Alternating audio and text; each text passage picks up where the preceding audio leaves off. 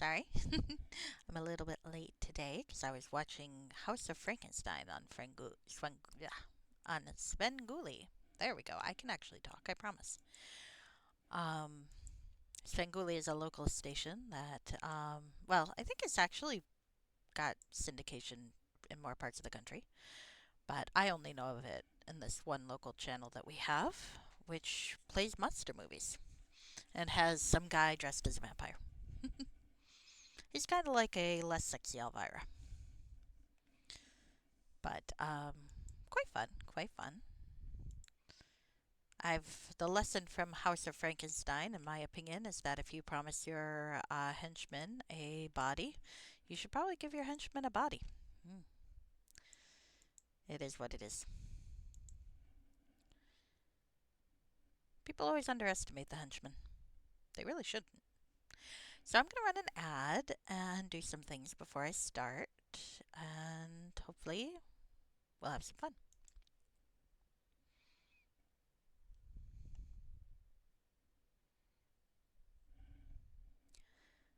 Okay, so now I got to get things ready.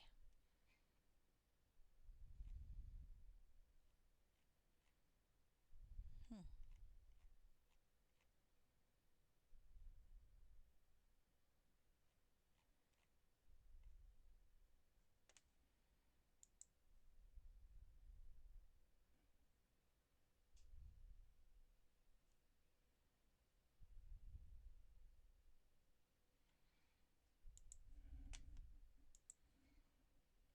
Hmm.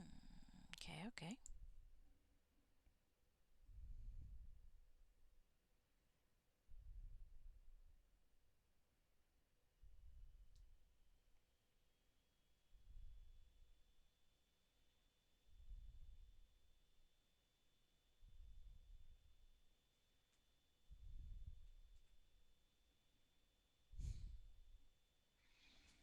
Hello. Hello, kitten.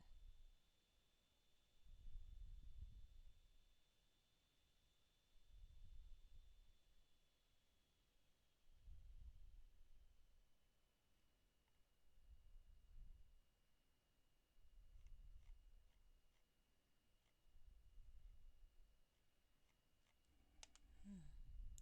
Sorry, I was peeking at a Discord for a game I like to play.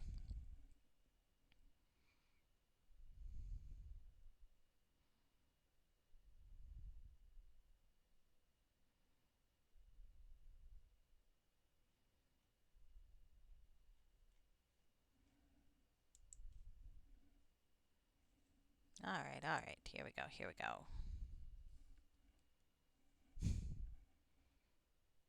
I like to read the strategy stuff because it goes completely over my head. I have no idea what the hell they're talking about, and it's kind of fun. It's one of those gotcha games where you build teams and such. There we go.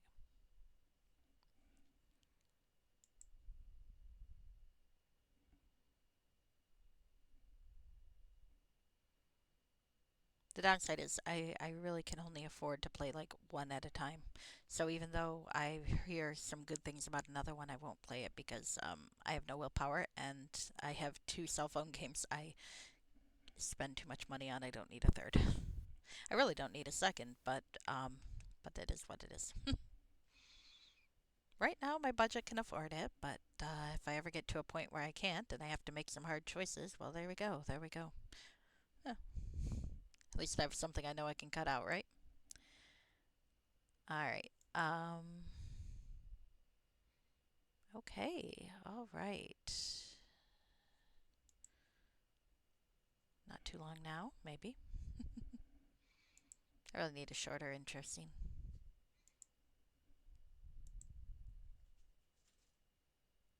Hmm.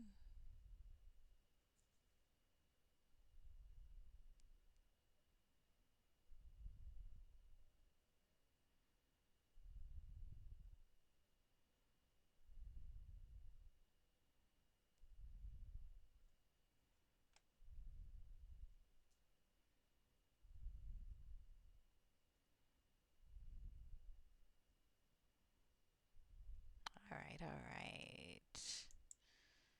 Okay. So let's get started. I am playing Prophet 3. Well, the third game in the Prophet trilogy for Neverwinter Nights. If nothing else, I hope people who like to watch my stream get to appreciate all the really cool fan content because it is amazing. I would say Prophet storyline has. Sorry, too loud. I'd say that storyline has easily been one of the best I've ever played in terms of complex storylines, and including a lot of professionally made games. It's been really, really an experience. And as far as technical issues go, considering that the modules are from the early 2000s, being played on a version of the game that they weren't designed for, that's had some under the hood fixes that have disrupted programming for a lot of modules. To be fair to the folks who do this, who did the enhanced edition and the patches, they've really a lot of the patches that they've made have improved backwards compatibility in that respect, and I have to give them a lot of credit for that. But that said, I mean, the fact that it plays with so few issues, and most of the issues I do encounter, I can pretty easily bypass with the console commands. That's really impressive. Really, really is. Alright, so where did I leave off? Oh, yes. I was betrayed by my comrade, Zandra, who sadly was quite badass. Um, but she betrayed me. It turns out, oh, my old nemesis, Alexar Targaryen, is an idiot. Well, I mean, I feel like his best revenge would have been leaving me drifting through the dreams of the dying for eternity. I mean, if the end of the world happened anyway, what dreams would I drift through, right? A prophet's grave, that is pretty awesome. But instead, he pulled me out of there so I can face a more overt death, being buried alive by this lady. Now she's dead. It's sad, but it is what it is. I tried resurrecting her, and even naked, she pretty much kicked my ass. So we're not doing that again. It's like, I'm sorry, dear, you're gonna stay dead. I did figure out though that a restoration spell will fix, or greater restoration will fix me right up. I'm gonna try regular restoration first though to see if that works. It will not. Greater restoration or bust. Let's not waste a scroll then. No, wrong one. Ah. Whoops, I need this thing.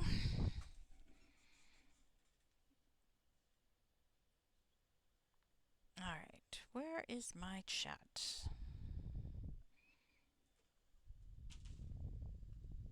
Hello, cat. The cat is making noises and running across the room. That's probably okay. She does not have a mouse in her mouth, so I'm not going to worry about it. Hello, little girl. You're so cute. I say, and then I make kissy noises at her because she's adorable. Alright, so I need one of these greater restoration potions. Thank you for bringing them. That's very helpful. I hope I don't need to go back to the town for whatever reason, because I don't know how I'm going to beat that pain wraith that chased us here. Well, I guess we'll find out. We'll find out where I've got to go. Might as well loot her backpack and see if she's got anything more than what she gave us already. Thank you for that, Azandra. Oh, and a fair bit more. And a shovel. I do appreciate the shovel. This makes me invisible to dart out of view. Well, that might be useful. I am a thief after all.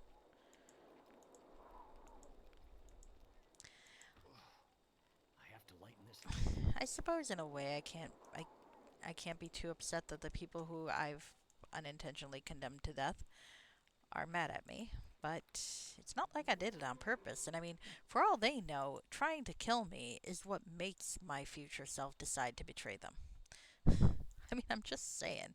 If it's already done to the point where they have to get revenge on me for something I haven't done yet, and okay, fair, then how do they know they're getting revenge on me isn't what caused me to do it in the first place? I mean, I don't personally think I'm that petty, but I also have trouble imagining a situation where Bullfrog Jones, who is neutral good, who cut off his own hand to save the world, I'd like it to remind us all, um, why he would make that choice. So it'll be interesting to see what reasons the game gives us for that decision, and whether or not I think it's a good reason. That'll be kind of an interesting test, I think. Will I agree with the reasoning that they give me?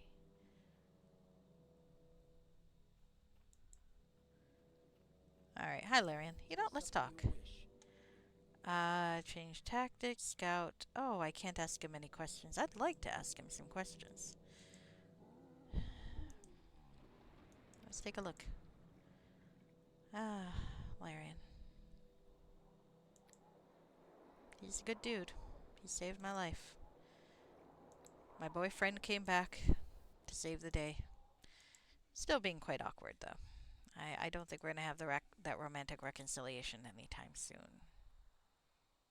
But at least I'm not alone in the world, and he did save me from getting buried alive. That was a really cool trick too. How they did that with me in because I was really just standing up in the hole with the dirt on top. But that turned out looking really cool, I have to say. All right, so we're back to River's Meet. Oh, okay, we are back here. Oh,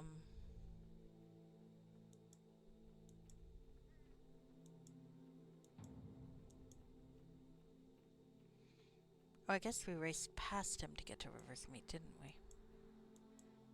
Because she had us rest here. I forgot where we're going. Let's check the journal. Alright, east from River's Meet until we get to the Cygrus, then north into the Linlitharn. It'll be interesting to see what Sylvain looks like. Neither me nor Larian would really know, would we? Because Larian was trapped in dreams just like I was. And when you think about it, they killed someone to embody him just like they did me. That's a little awkward when you think about it. Not intentional, but there's a lot of things that have happened in this adventure that's not intentional. I'm still thinking I want to play Final Fantasy after this, but now I'm also thinking of like 100 modules I want to play. So I don't know. It's fun. There's too many cool looking modules that look awesome. I suspect Bullfrog Jones will be retired after this adventure, because I mean, I honestly can't imagine anything topping it. I guess we'll see how it ends, though. We'll have to see how it ends. The only character I've played until death, so to speak, was Sebastian Ilalestra, taking him through all those horror modules, and then he died of old age. As an elf, so it's probably been a while. Alright.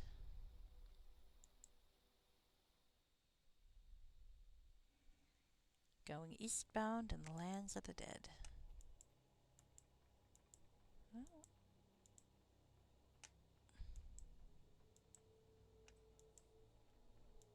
at least Larian's not nagging at me to keep to the road. Like, you see something upon the hill to the south. Okay, well, I guess we're going to the south.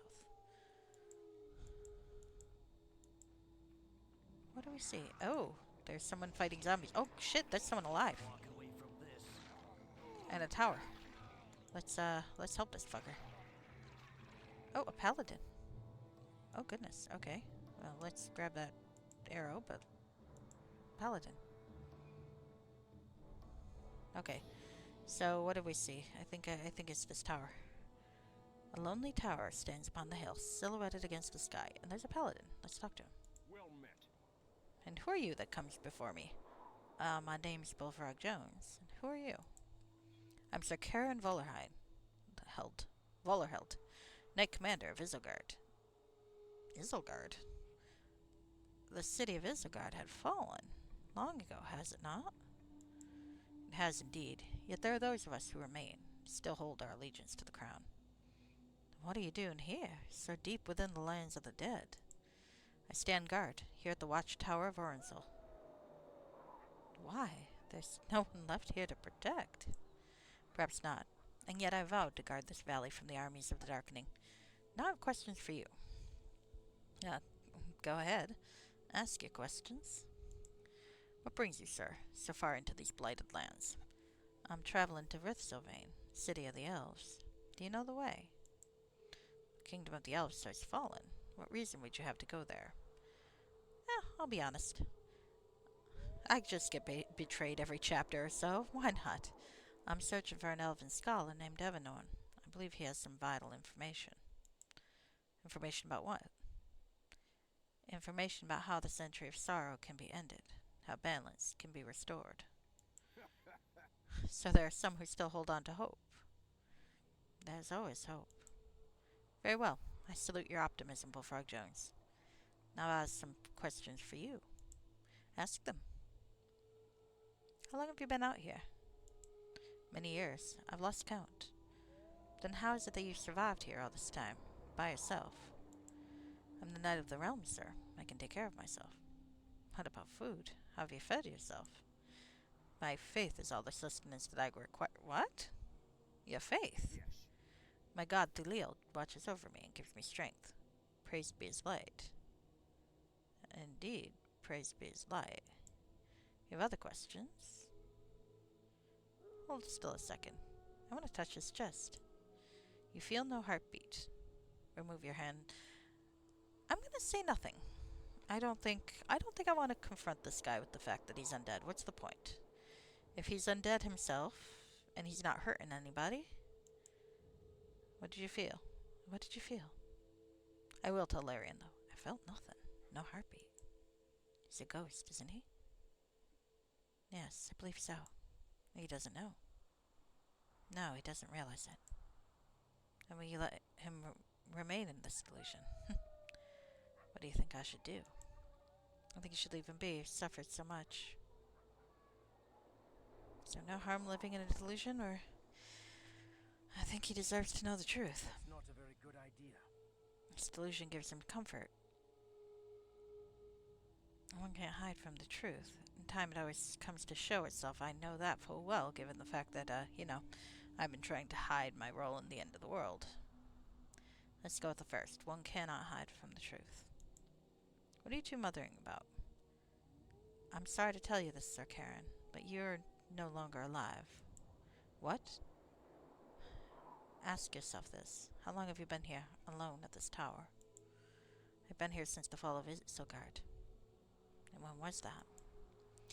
It was the year 1460 LR, the death of our kingdom. And now, what year is it? It is the year 1490 LR. It is 30 years later. 30 years? You've survived here alone for 30 years? I don't know. I've lost a sense of time. It starts to fade. What's happening to you?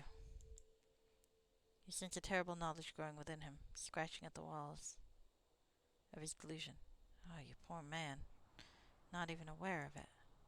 Looks down at his hands, which have become transparent. Say nothing. What do you mean?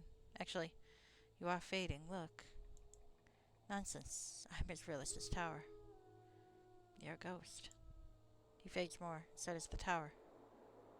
By the gods. Oh gods, what is happening to me? Oh merciful Thulil. You're a ghost, Sir Karen. This cannot be. It is true. No. Aw, poor guy.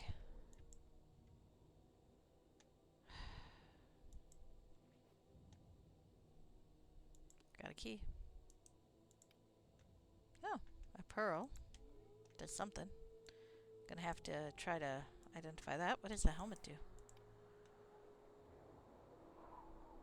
-3 to wisdom. Helm was once worn by the ghost of Sir Karen Vollerheld. Although it offers magical protection, it still retains the essence of his delusion. And a great sword. I'm curious about the great sword. This is going to be heavy, but I've got some backpacks I think I can fill with shit. Let's fill shit in the backpacks first. If I can figure out what backpacks have room. This one does.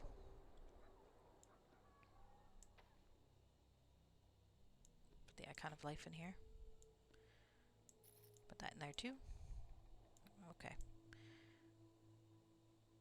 This poor poor guy. Maybe it would have been better to let him live, so to speak, in his delusion. I don't know. Lighten this load. It's a question, isn't it? Alright, so let's see what we got. I have a Ring of Sorcery that allows me to cast some low-level spells, including Identify.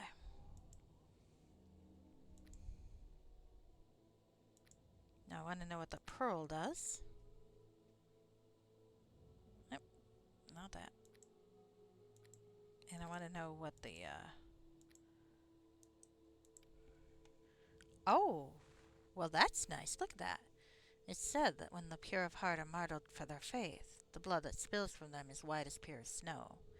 As the droplets come in contact with the cold-hearted world, they harden into saints' blood pearls, through which the martyr may still grant blessings to the faithful. Oh, look at that. Well, that's nice. Another thing I'm never probably going to use. But I do like the thought of having those spells. I do. So let's see the Great Sword. Oh, goodness. Only usable by Paladin. I suspect I won't be able to use it then. But let's see. The Church of Thulil, God of the Sun, sometimes gives powerful magic weapons to all those who would bring light to the forgotten and secret places of the world. This is one such weapon, given to the Paladin Karen Volerheld. Though its once glorious light has dimmed with the fading of the sun, it is still a wondrous weapon. Power versus Undead 1d8 plus 3 Divine. And Holy Sword and Searing Light 1 use per day. Shit, I can use it. You know what? I think I'm gonna. I think I'm gonna use it. A Great Sword's not really Bullfrog style, but you know what? I feel like this is something that he would want to use. In honor of Sir Karen and for himself even. So Holy Sword, if I recall correctly, gives bonuses to the sword itself, I think. And Searing Light is, yeah, okay. We'll go with that. Now, I am carrying too much, so how can I lessen my load? Bracers of Dex. Did I have strength-based? I thought I did, but maybe not. Maybe not.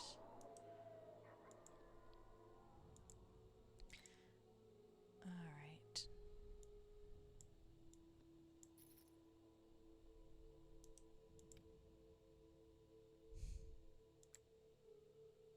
I've collected a lot of things I probably won't be able to sell.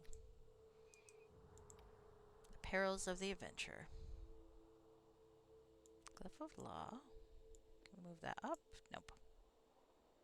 Elven Chainmail. Oh yeah, I'd gotten that for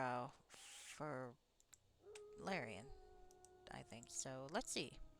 Larian, how do you feel about Elven Chainmail? Can you wear it? You are a ranger cleric, so I feel like you should be able to.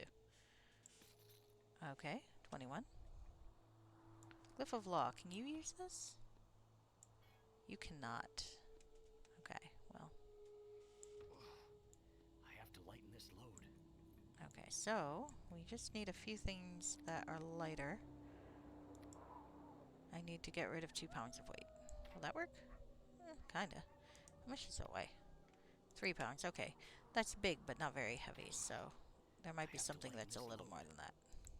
That's smaller, so I could fit 2 of them in there. Maybe we will. How much do you weigh? 4, so in this way I can reduce 7 pounds. Okay, we can move again. The endless Tetris game that is inventory management in this game.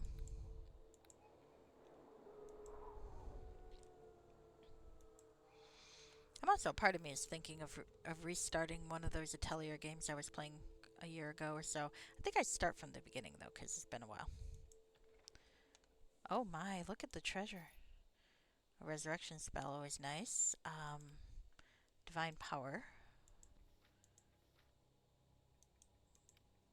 Oh, and some things that actually seem to have, like, a purpose. Not just be pretty treasure.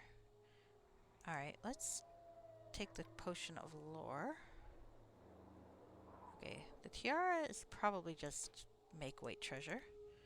Icon of life, always good. I have Oops, to I'm lighten gonna have this to load. list.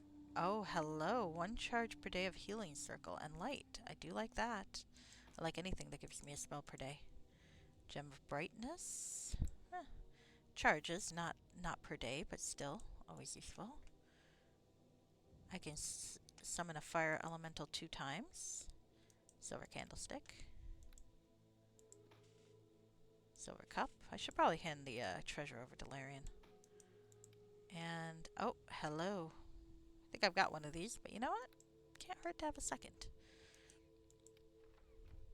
Alright. Back to heavy shit.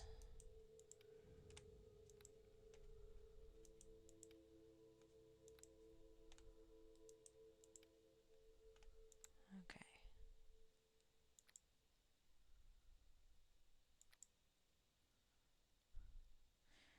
Hey, Laren, how do you feel about carrying a shit ton of treasure? Yeah, you're fine with it. I'm sure you are.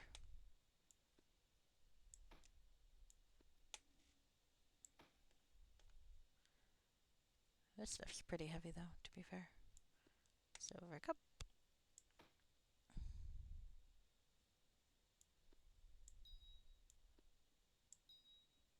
Gold chalice. Gold cup.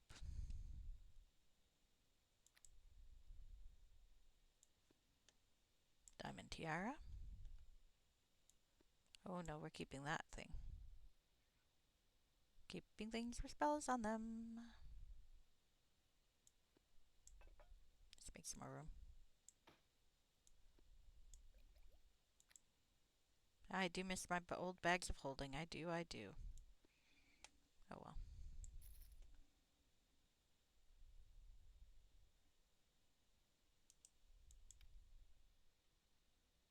Actually, you know what? I'm thinking.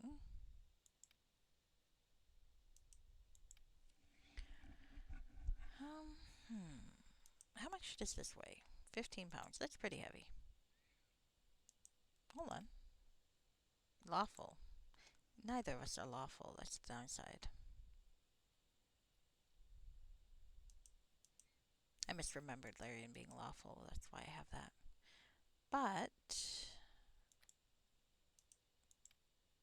yeah, let's take out these.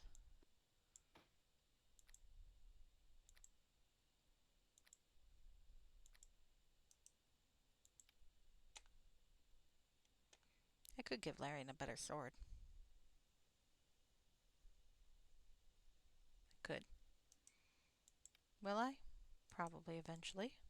Am I doing it yet? No. Because I'm still not sure he's not gonna, like, turn on me. And I don't want to waste this shit if he does. I realize that makes me a bad boyfriend, but there you go. There we go. Ha! Worked out. I always forget how much healer kits tend to weigh. Alright. Well, the ghost now knows he's a ghost. Was that the right decision to do? Maybe, maybe not. But he deserved to know. Perhaps if there is an unlife with his god, he's found it. An afterlife is what I meant to say, but unlife is kind of funny in that respect. Ah, poor guy.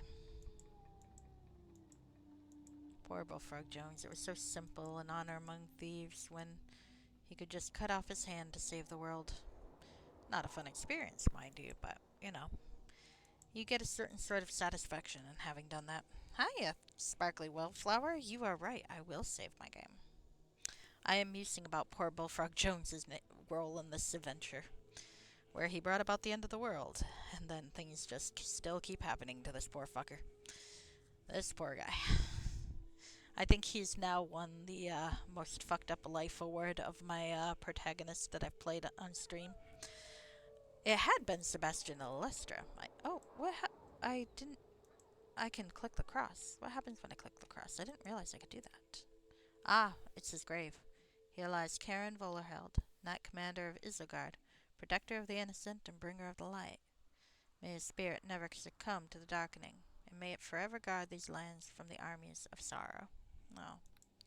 Well, I told him he was a ghost and he scampered off, so, yeah. Sorry, graveyard maker. I'm hitting 1,000.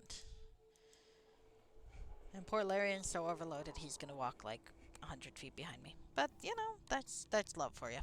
Or at least, newly reconciled, sort of cautious optimism. He saved me from getting buried alive. That is something. That is something. This is a stressful game. Fun and interesting, but stressful. This poor asshole. Everything he's been through. Everything he's gonna be through. Okay, there's a southward road. I think that'll be where we're going, but let's go north and make sure I'm not missing anything else, because I might have missed that tower if I didn't come up. This is this is it, the Cygrus River. We must follow it north into the forest. Oh, not south. Okay, well, then we're gonna go south first and see if there's anything to loot down there. But not yet. Not yet. Alright, so that's where we will be going. North. To Linlatharn. We've been to Linlatharn some 100 years ago. The life of compassion, burdened... the life of companion burdened down with loot. I think my misreading of you was funny. Funnier. Yep. Larian should, get together with Lydia from Skyrim. They could tell tales. Actually, when I play Skyrim, I usually played it without a follower, but I also played it with a cheat that allowed me to summon the chest anywhere I went, so I'm not sure that really counts. I do have some hope one day of playing Skyrim without mods, because I have it on my Switch, and you can't mod the Switch unless you like hack it to pieces, and I'm too cheap to do that.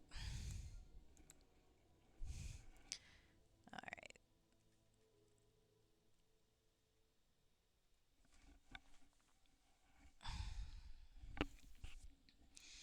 Now the really good loot I had in Prophet 2, but I lost it because I died, destroying the world.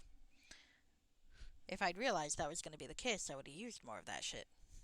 Oh well. It is what it is. Could have at least used it in the dream world.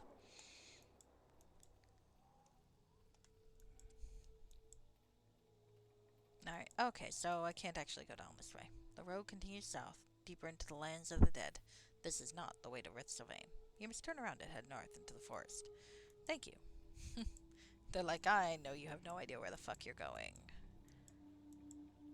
Squid, go north. No, north. North! It's like Baldacaren predicted me 25 years ago. That's possibly not even an exaggeration. Shit, I feel old.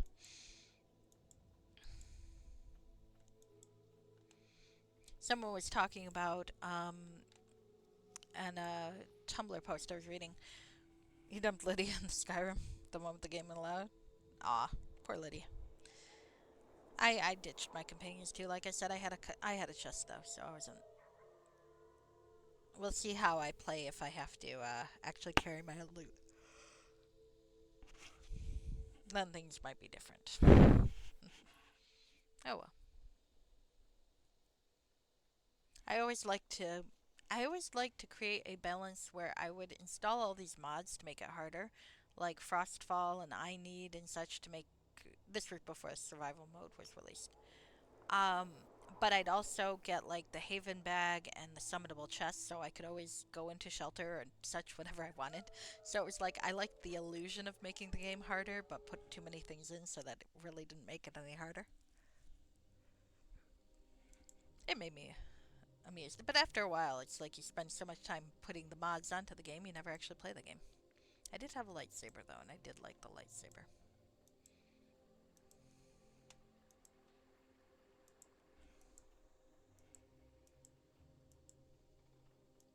Everyone deserves a lightsaber.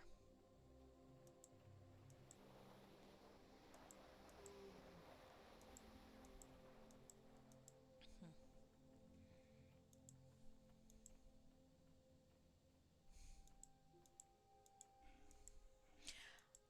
And that reminds me that I was skimming my notifications on Google, where I get I'm a oh hello because I'm a dork and I read a lot of or I search a lot of things that are geeky related.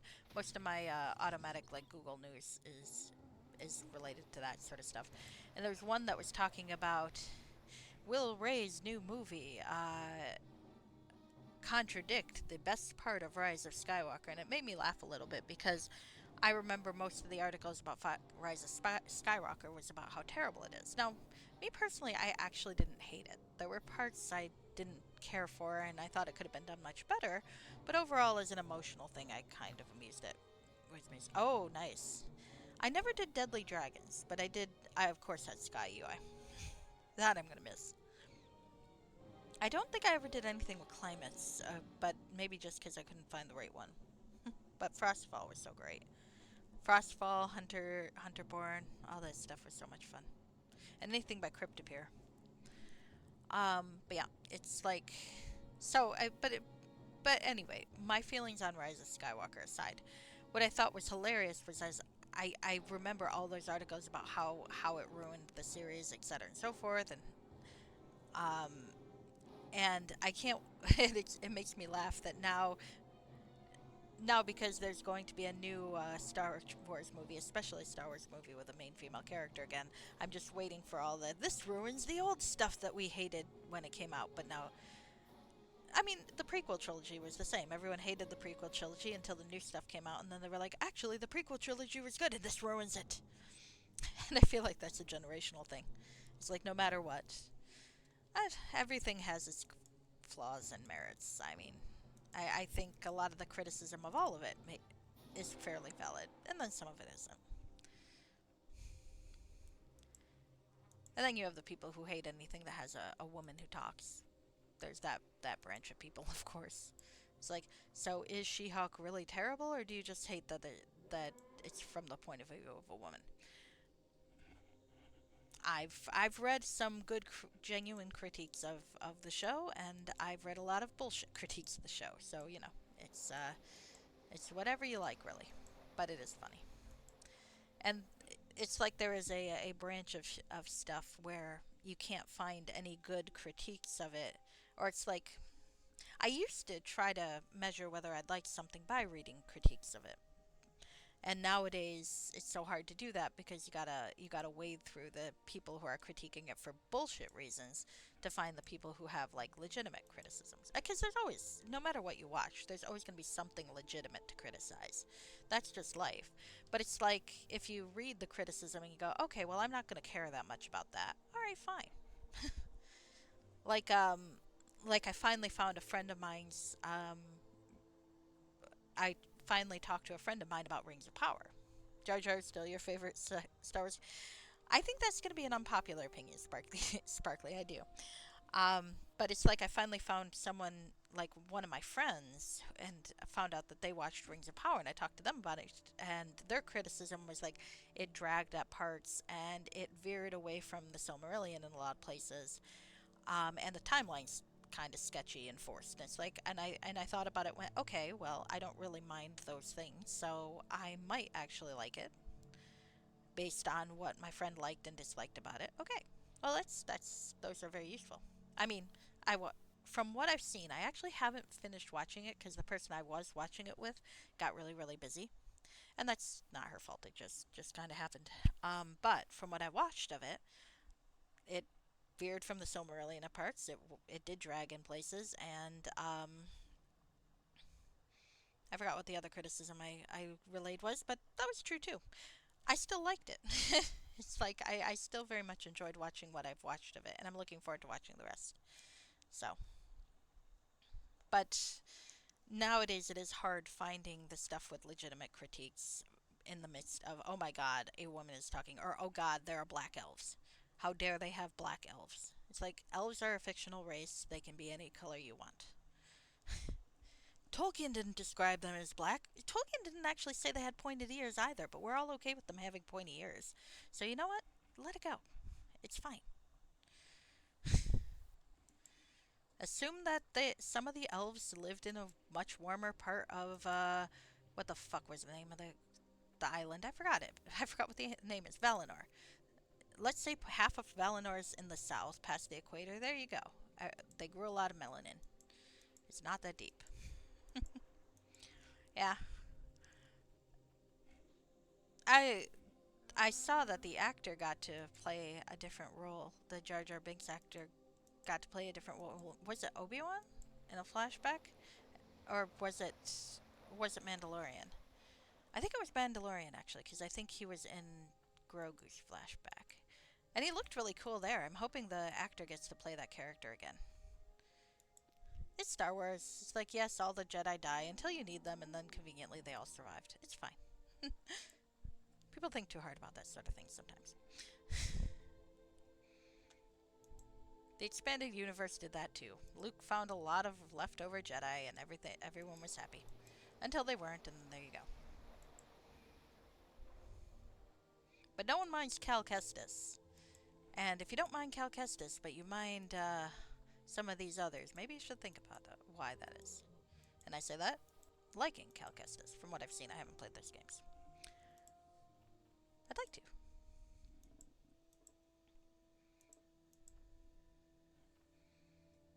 The complaint I really hate, though, is everyone has to be. It's Star Wars is all about who you're related to, and that's awful. And it's like, no, it's not.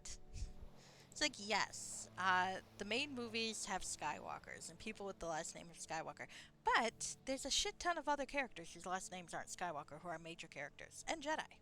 Like Obi-Wan Kenobi is not a Skywalker. Mace Windu is not a Skywalker. Cal Kestis is not a Skywalker. Ezra, whatever the Bridger is not a Skywalker. Ahsoka is not a Skywalker, etc., etc., etc., etc. It's like you can find plenty of the Mandalorian's not a Skywalker. That'd be hilarious if I found a way to make him a Skywalker, but he's not. So relax, guys. All right. All right, those are my controversial Star Wars opinions. I told myself I wasn't going to turn another stream into a collection of my controversial Star Wars opinions. So we are done, and I am going to play this game because I need to figure out how I get to the east. But I commend you for having unconventional taste, Sparkly. I think it's good to love a character that you love, even if it's maybe a character that other people might not share your feelings towards. How the fuck do I get over there? Come on. Ah. Alright. I think I'm supposed to go east. Maybe I'm supposed to go south. Did it say? One sec. Alright. Lord Evanard. Alright. Turn north and follow the river into Lindtharn Forest and to the Elven City. Okay, so I've crossed into the Elven City, I think, from the south. Yeah? I think I did. So I guess I gotta keep going north. Okay, I'm an idiot. For some reason I thought I had to go east, and as it turns out, I don't think I do. Alright. There's a dog barking upstairs. Quite loud. I apologize, I have no sound filtering, so you might hear it. Alright, alright.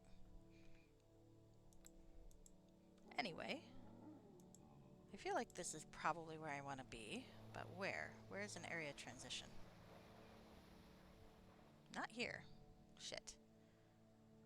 There's a mushroom. I can get high on a mushroom.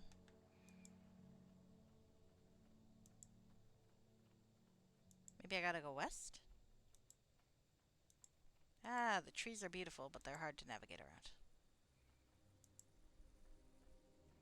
Another mushroom. Maybe I'm supposed to get high on mushrooms, and that's how I'm gonna find the way out. Larian, do you remember how to fuck to get through this forest? I know you were asleep for 100 years too, but still.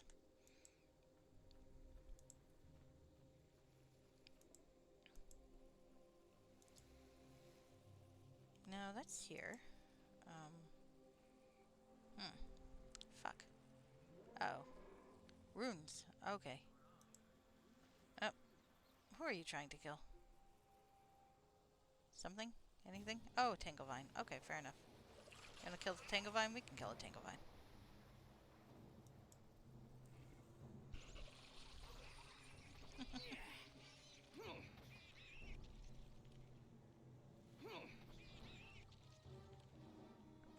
Alright. So. So, where am I? What am I doing? Yes, this. Okay.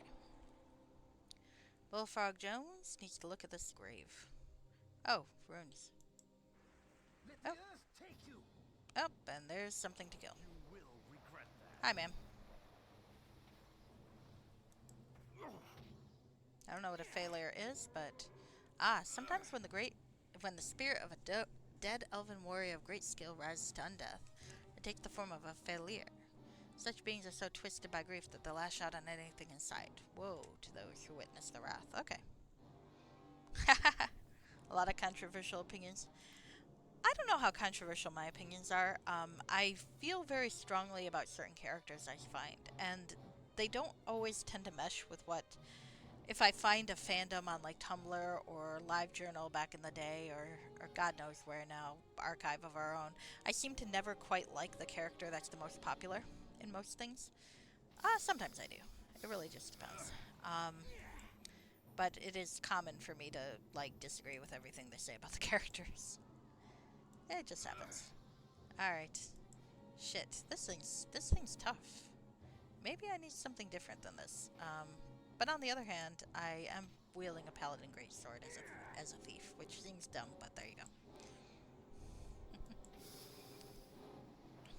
That reminds me, I have to post on my book review blog later. Do you want to know my opinions about Driss Duerden? He's a pontificating asshole. Ah, the severed hand is all that remains of the failure. Alright, well, we're gonna take it. I have to lighten this load. Yes. Quit your whining. It's heavy. Why is it so heavy? Shit, man. Alright, how much do you weigh? 12. How much do you weigh? You're a 0.5. That means you're gonna be 5 pounds. You might be small enough to move though. You would be 1.5. Okay. Alright, so let's see about moving you. Moving you. Moving you. And moving you. I have to lighten this load. Quit whining. Alright. Alright, we got a few more treasury stuff we can just give you. Have a silver cup. And a silver candlestick. Have all this meaningless loot. That means nothing. So give me an example of a controversial opinion, Sparkly, if you got one. I promise not to make fun of you for it unless it's terrible. That's mean, isn't it? I'm sorry. I'm sure it's not a terrible opinion. I'm sure it's a very good valid opinion. I just like to give people a hard time because it's fun.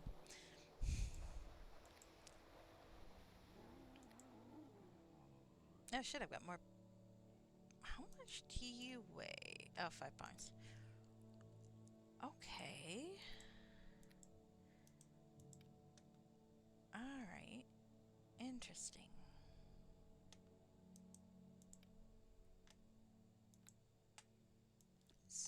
You carry that. I got a notion. 5 pounds, 5 pounds, and 5 pounds. There we go. But yes, I'm. You have got me very curious about what some of your controversial opinions are. You really do. Gravesite of a great elven warrior. Poor fellow. Alright, well, we stole his shit. Oh, I was gonna find out what his hand did. Okay. Do I need to... Oh, I do have an identify free. So let's find out what this fucker's hand is really gonna do. If it does anything. Oh, inflict critical wounds 3 uses a day. Okay.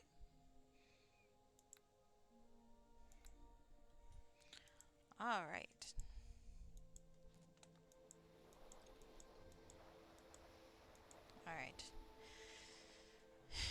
came here from the south, I think.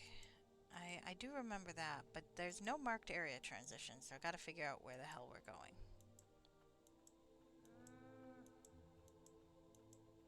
Yeah, I came from here. Well, let's save first.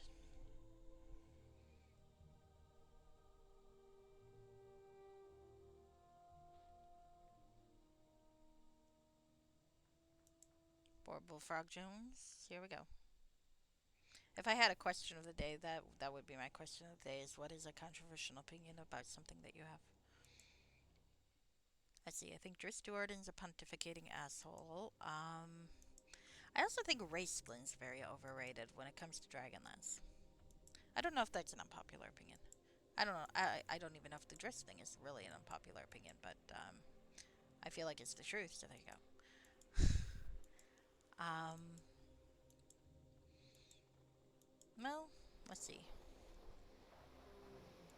There's the usual sort of stuff, like, I don't know. I don't know what's a common opinion anymore, really. Um, shoot.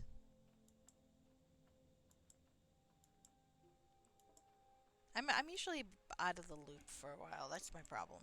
It's like so by the time I do get like involved in a piece of media, it's much later. So it's like I haven't played Baldur's Gate 3, so I can't have an opinion there. Though I think Gal's clearly a bottom. From the clips I've seen.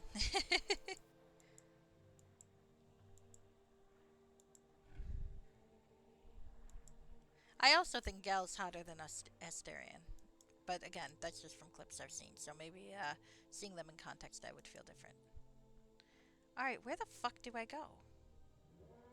I'm in the Linlitharn. Ugh. In Linlitharn. There doesn't seem to be an area transition to the north. Will the journal help me at all? Okay. Follow the river into Linlitharn. We've done that. And into the Elven City, which we have not done.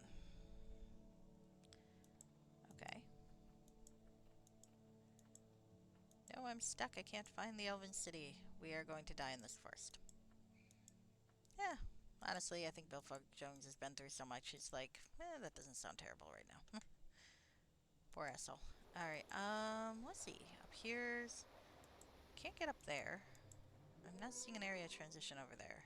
Okay, let's get a wider view. Okay.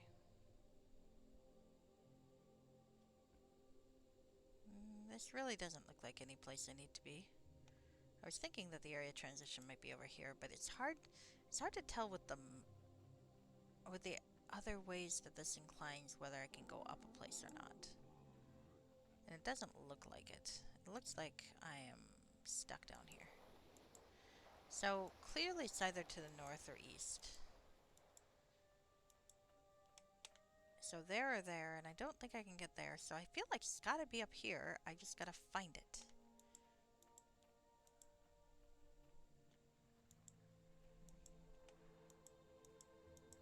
Can't get through the river, so...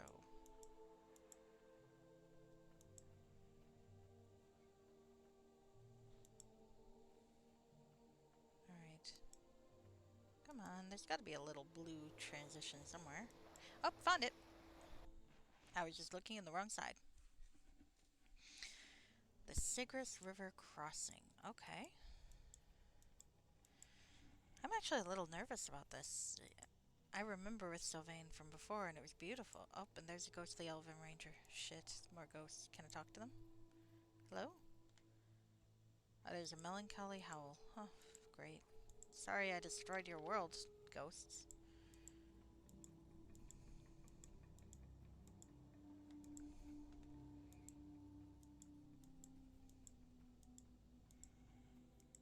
Trying to...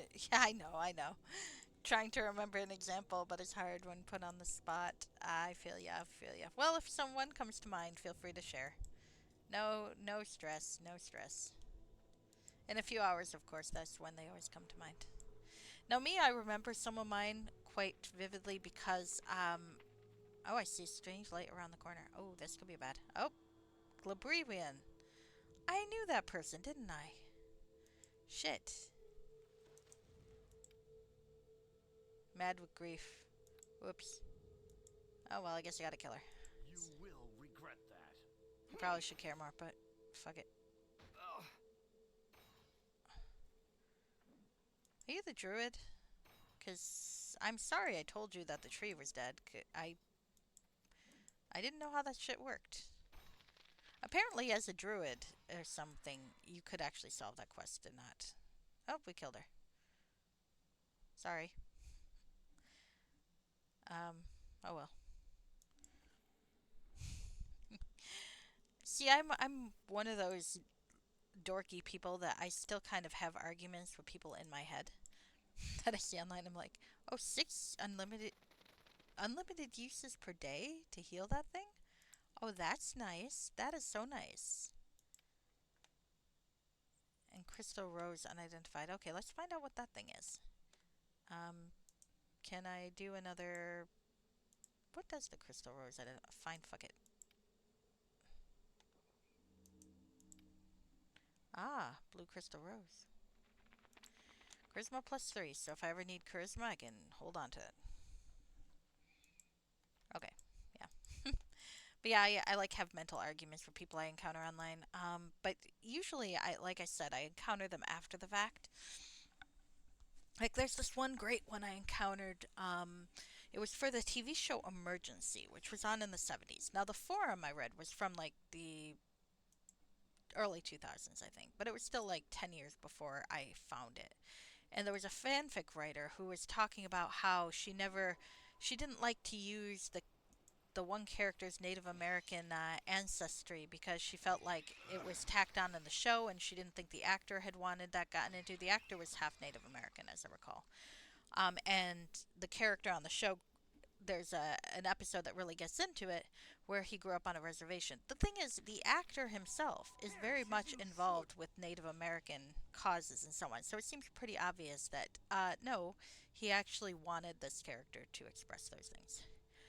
Um, and this, it basically just the fanfic writer was trying to make up reasons why she wasn't going to deal with the fact that he had a Native American ancestry. Actually, I read the woman's fan fiction, and she just had this habit of making the character's Native American relatives abusive, and he got rescued by his white relatives, and it's just like, hello, lady, your racism is really showing here. So it wasn't terribly surprising once I looked the lady up, but it's also I I really wanted to argue with this woman a lot, and the argument was from 10 years ago, and likely no one ever went back to that forum. So I missed my shot to argue with this racist lady. She was very racist, though. Like, I'm not racist. It's clear that the actor didn't want to deal with this. Yeah, yeah, like, especially when you listen to things that the character said in the episode, it was very clearly from. It's like I'm not saying the actor wrote the line, but whoever wrote the line definitely dealt with it, and it was a line that was critical of, or a scene that was critical of anthropologists who make studying on the reservation their career, and how they get grant money and such to study the effects of poverty on the Native American populations, when, if they just given that money to the Native American populations, very likely a lot of people could have been helped. And it was a really, really great, like, bit in the episode, and it clearly came from somewhere. And you're like, there is no way this came. I'm sorry, there's no way this came from a white person. And I say this being a white person who was some studying anthropology, even a little bit. It was a minor in college, and it's like, nope, nope. That's a point of view from someone who's experienced it. I believe, and so yeah, the fact that this person was on the forum saying, "Oh, the actor didn't want to get into that at all." It's like, this was an actor who actually, according to interviews and such, fought for his character to grow out his hair, for one. And that's a decision that doesn't really make sense until you remember that, certain Native American tribes and cultures, hair isn't very important. And so suddenly it makes sense without, getting into it, why the actor might have wanted that and fought for it. Personally, between you and me, I thought he looked better with short hair, but it's he. I don't think the actor cares about my opinion, nor should he. I don't know. It's just one of those things. That's an example of an argument I'm still having. I'm having right now to people who are in my stream or watching this VOD later who have nothing to do with the actual thing I saw on the internet, which I saw 5 years ago from an argument that or a discussion people were having 10 years ago. Like I'm a fucking idiot. Don't mind me. Okay, that sounds like combat over there. Is the ghostly elven ranger trying to fight us, or are they trying to fight an evil ghost? Because I'll help them fight an evil ghost.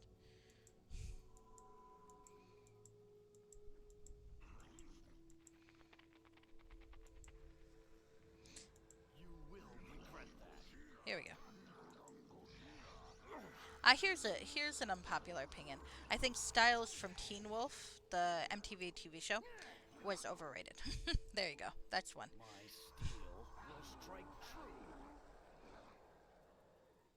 Hello, ghostly elven ranger. Can I heal you? I have a thing that lets me heal people. A lot. Hello.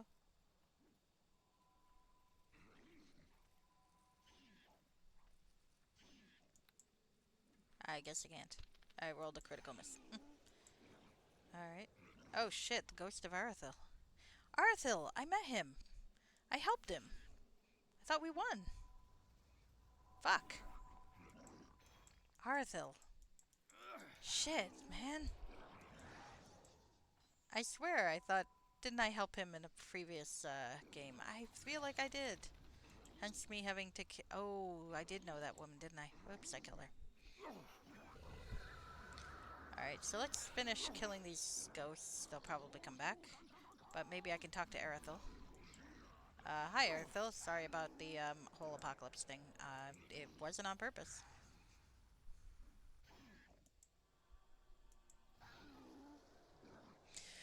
Alright.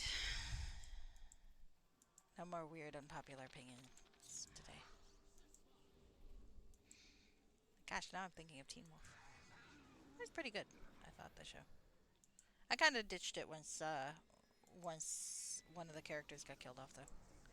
Not because it was a bad show, it's just the parts of the show I was most interested in kind of lost its impact when they killed off the character. Um, it was good in other ways, but just, if you watch a character for one particular thing and that thing is no longer there, you kind of have to make a choice. It's like, are you going to continue to watch it or not? And I might watch it from that point in the future, just to see what I missed and see if I liked the new version. But at that time, I was like, no.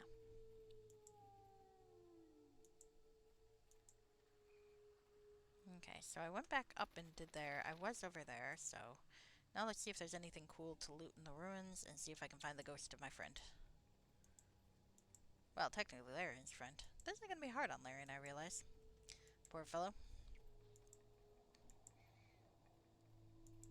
Gosh, this stuff does look familiar. Ghost of Erlin. And an elven gravestone. Let's look at the gravestone. Here fell Arathel Amakir, protector of the forests. And that this tree honors brave spirits so that they may watch eternally over the lands and your life. Well, spirit utters a mournful wail. You, I remember you. Remember? Yes, you're named Arathel. We fought here side by side long ago. Arathel, yes. That is my name? It is, and I'm named Bullfrog Jones. Nah, we won't be selfish. Yes, it is your name. And you, what is your name? I'm Bullfrog Jones. Do you remember me? Bullfrog Jones. Bullfrog Jones. Fought here against the orcs. They were guarding the river crossing. Yes, I remember. You came to our aid. That's right, and now I need your help. So long ago. So much death since then. Can you tell me what happened here? Where do these shadow orcs come from? The vanquished foes of 1,000 years returned. Their shadows still haunt among the trees. But how? No rest. The earth, she rejects her children. The heavens banish the spirits, and so they return. So we return. Protect. The earth rejects the dead, their bodies rise again. Not bodies, shadows, spirits, memories. Let's see, then let me ask you something else. Speak. Can you help me get to Rith Sylvain? The city and the trees. Can you guide me there? I can never leave this wood. Here's where my spirit haunts. Can you help me some other way? A warning is all I can offer. A warning? Do not go.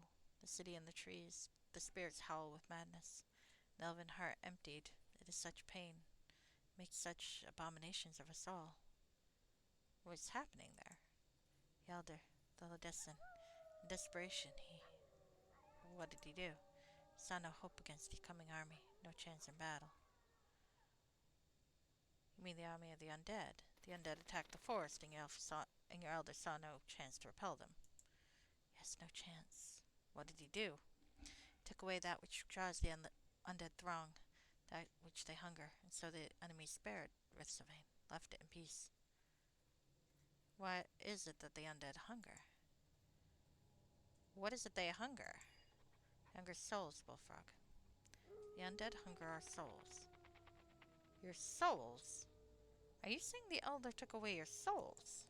Without another word, the spirit vent. Fuck! Okay, well we're gonna be doing some necromancy here, apparently.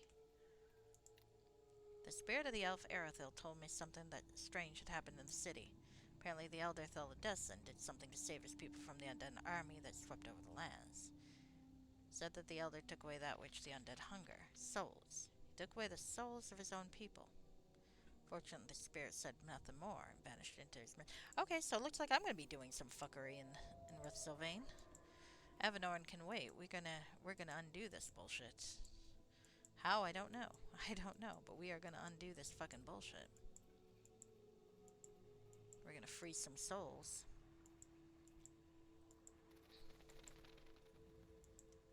We are gonna free some fucking souls. Alright, let's head to Rith Sylvain. The city in the trees.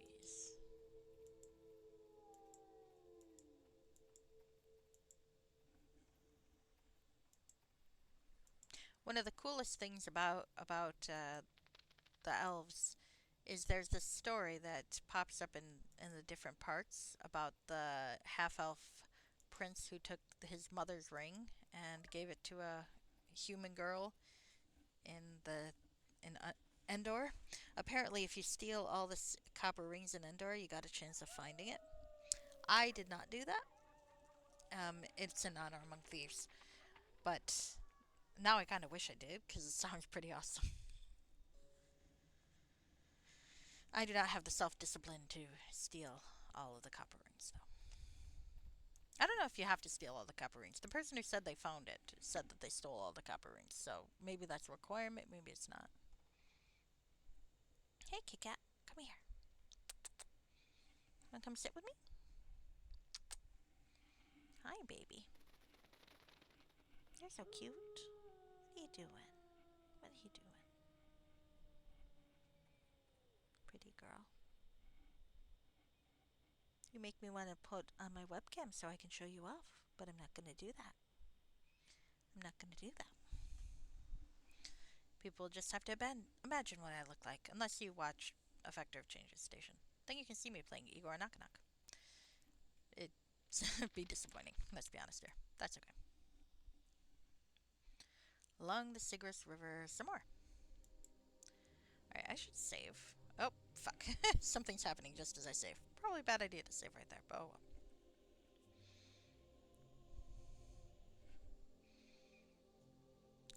And then when we're done playing this game, I will have my leftover sushi.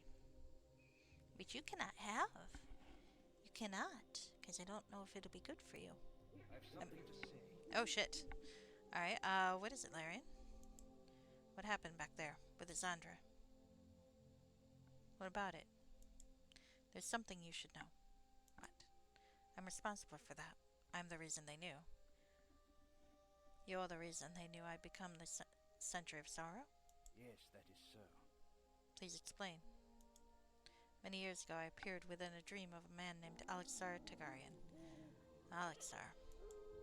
He'd been searching for you, searching through his dreams. He believed you were the last hope for the world, and he sought a way to bring you back to existence. Yes, he dreamed of me many times ever since he was a child. He was born at the very moment you destroyed the Pentaract. That coincidence is what linked your fates. Oh, so it seems even chance itself is at fate's command. Indeed. When Alexa dreamed of you, you told him what I did. Yes, I told him what you did. I understand, Larian. I don't blame you.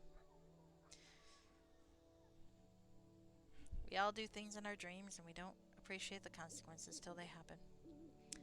I do not blame Larian. You don't blame me. No, I can understand why you talked of it. I've been tempted to confess all that I've done many times. Nature's thanks to you. You're a noble man. Do you forgive me for what I've done?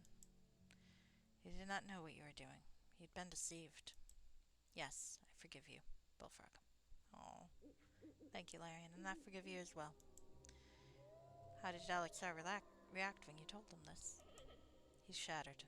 My words destroyed the last shreds of hope that kept the man's sanity. You see, a few years earlier, he lost his family, his country, everything to the darkening. Only his hope kept him going. Only the hope that one day he would bring you back, and you would save the world. Ah, this explains why Larian was like, let's not tell the ghost the truth. Because he told the truth. So when he learned that you were the cause behind all this, he fell apart. His hope turned to rage, his resolve to vengeance. He swore to me then that he would find you and punish you for what you had done. At that moment, he devoted his entire life to revenge. I'd once seen him as a carefree young boy, playing innocently in his garden. Terrible are the lessons that life sometimes inflicts on us. Yes, that's so. Alexa lost all he had. His innocence, his love, his kingdom. What happened to him, do you know? I do not. Surely he is long dead, perished among the dying remnants of his people. This is a tragic tale. It is tragic indeed. Well, let's be on our way. Fine idea. Well, it kind of seemed like he was involved with the vigil, but who knows. And Alexar is now to the completed quests. Let's see what it says. It was Alexar Tagarian who had founded the vigil. His original purpose was to bring me back into existence, believing that I was destined to save the world from the century of sorrow. Then sometime later he dreamt of Larian, who told him I was responsible for setting all this into motion. In grief, Alexar lost his mind and swore vengeance upon me. He created a secret faction within the vigil to exact his revenge when many years later I was awakened. Oh, that makes sense. I was wondering why Alexar would bother to bring us back from the dead only to kill us when drifting through memories and such was going to be bad enough. But if he already created the vigil and had already set things into motion to rescue us and only then found out we were the cause, that actually makes sense. Okay. Well done, Belladecaring. You made what I thought was a plot hole make perfect sense. Well, not plot hole. A plot hole is something that that the author didn't intend. What I thought was Alexar being stupid was actually, it makes much more sense now. The innocent boy, who had once seen playing in the garden, has seen his life destroyed piece by piece until he became obsessed with nothing but vengeance. Terrible are the lessons that life sometimes inflicts on us. I guess that means no more Alexar, unless he comes back as a ghost. Always possible. Poor guy. Poor guy. I'm glad I didn't kill him. When I killed him in his dream, I was a little worried that I killed him for good. I mean, I might have if he set all this into motion before then. I might still have killed him. It occurs to me, shit. Well, there went the There's one. something you wish. Oh, never mind. Oh, well, let's talk. I can actually talk to him. Let me get him back to somewhere I can click on him, though. I don't blame Larian, though. He might have been venting. He might have seriously meant it at the time, but he had no way of predicting the consequences. None of us do. All right. Let's see. I would like to talk to Larian, though, as soon as this was... that was funny. Funny bit of glitchy animation. Is there something you wish? I'd like to speak with you, Larian. What's on your mind? Earlier, you said that you saw Lord Evernorn in a dream. Please tell me about that. Very well. The dream took place within a great library, the greatest ever seen by mortal eyes. It had 1,000 books, and Evernorn was trying to read them all. What were the books about? History. The history of 1,000 civilizations stretching over eons that humble even elven reckoning. The world is older than you or I can imagine, my friend. Much older. Interesting.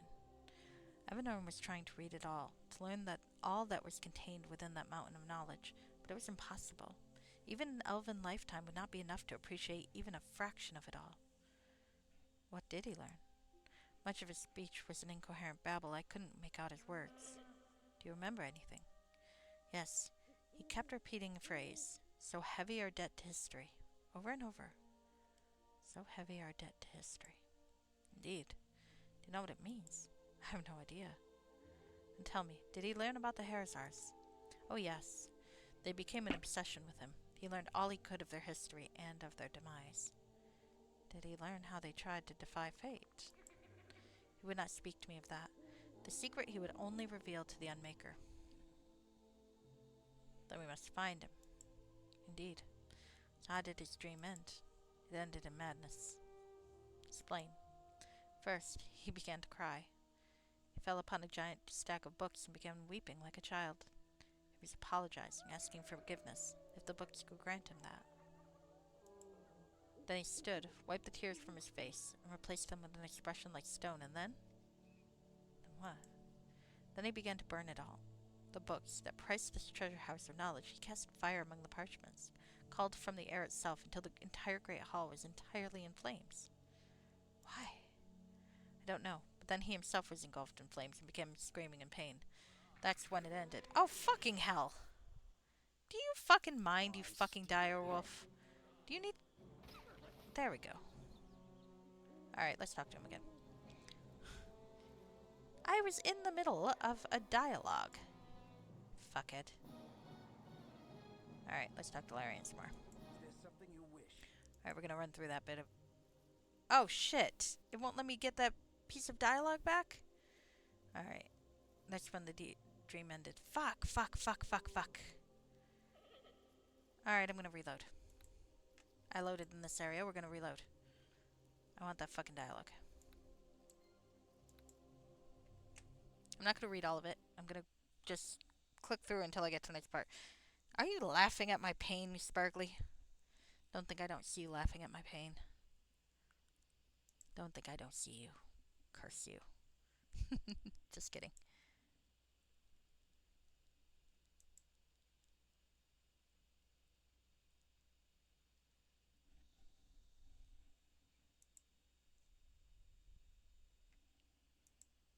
Okay.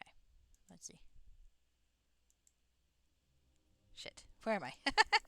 I switched to look at Stream Manager for a second and now I'm like, where the fuck am I? Alright, so now let's talk to him. Alright. I'd like to speak with you. Okay, saw Evanorn. Books about. Interesting. What did he learn? Do you remember anything? Repeated the line. Do you know what it means? Tell me. Defy fate. Then we must find him. How did his dream end?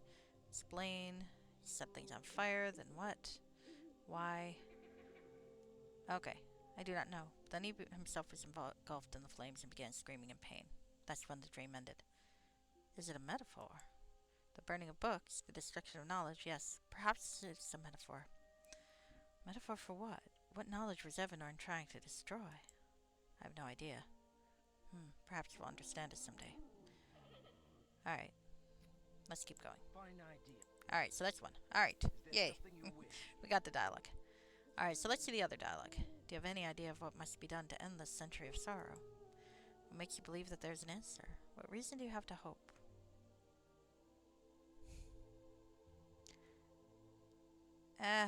Bullfrog's not the most pious sort. I'm gonna go with the third answer. Because hope is the only path left for us. If we don't hope, then there's nothing for us to do but die. Indeed.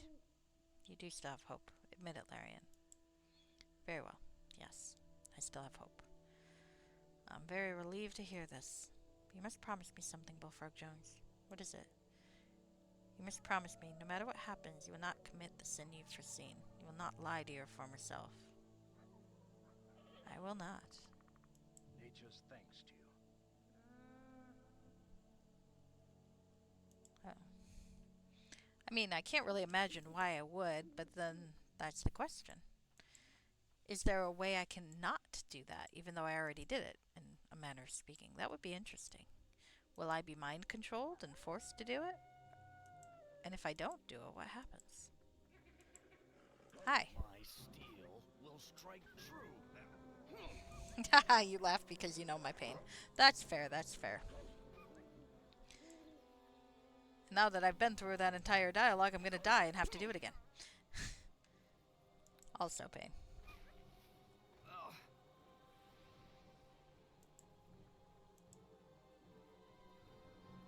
There we go. Thank you, Larian, for the healing. Larian is actually pretty useful for a cleric. I don't know what Beldecarin is using for... Because I know that, like, I believe that there's a way to use, like, Tony K's AI pack and some other things when you make a module. And I'm wondering if he did that, because Larian's actually really... And even in Cave of Souls, he was really good with his spell use for the most part. I mean, I still bitch about stuff, but compared to, say, Linu in the original campaign, um, Larian doesn't cast harm on undead, let's put it that way.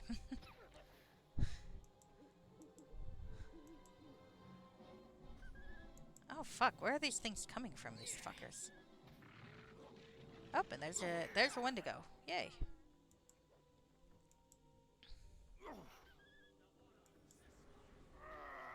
Oh, and there, I'm dead. My Fuck. steel will strike Asshole. Well, I guess we'll have to see if Larian can take it. Larian, I believe, can actually raise the dead, so if he can kill it, he might raise me. I'm curious to see if he will. Hi, Larian. Really?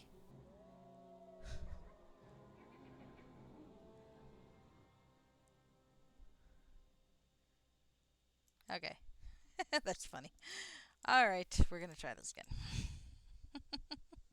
I am not gonna read the dialogue in voice again, but I am gonna go through the dialogue, because it is important, I think, for Bullfrog and Larian to have this conversation.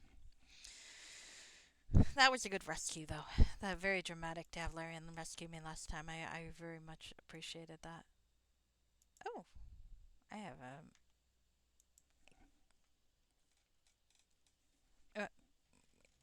is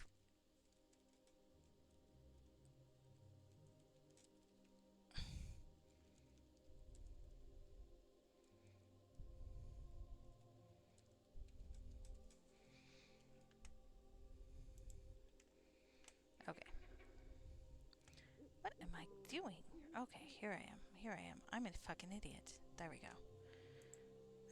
Got a message on Discord, so now I'm like, what? What's this thing I'm doing on stream? And then I get distracted. I'm a dick. Sometimes. Okay, there we go. Okay. Here we are. Here we are. Fantastic, fantastic, fantastic. Okay. Ah, okay. That'll be good to read later. Okay. My friend sent me a link. Alright, so now, let's run through the Avanorn dialogue. Interesting. What did he learn? I'm trying to get the same dialogue choices I did before. Alright, explain. Then what? Why? Is it a metaphor?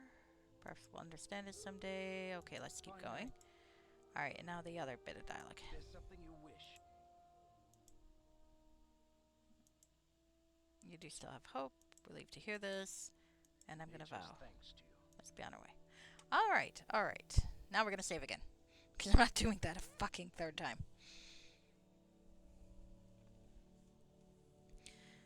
Ah, but that is cool. Someone asked me if I have a game. I do not have a game, but I could probably buy the game.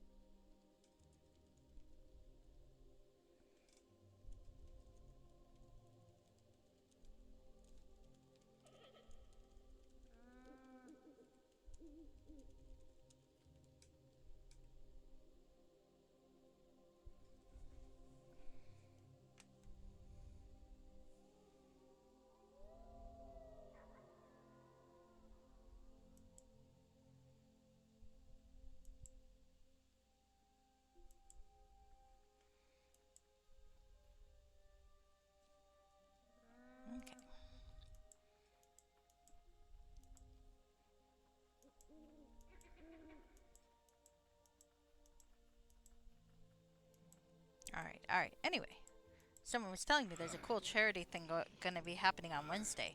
Folks are playing Mario Kart and it sounds like lots and lots and lots and lots of fun. I have Frog Pond Academy that day, but maybe we can raid into it or something. I'll have to tell AOC about it because I think he'd like to raid into something charity related. I think there's also GoTel, so he might have a different one in mind. But if not, I definitely hope we can raid into. It's Mega Meow Militia's thing, and it sounds like it's gonna be lots of fun. I've never played Mario Kart personally, though it seems like it would be a fun game to play. The Switch is the first Nintendo game thing I've had in like years, so there's a whole lot of Nintendo-y stuff that I've heard of but never actually got around to playing. Ah, fuck, don't kill me. And there I died again. That fucking Wendigo. Alright, well I guess we're gonna have to be kin and are moving really slowly. Shit.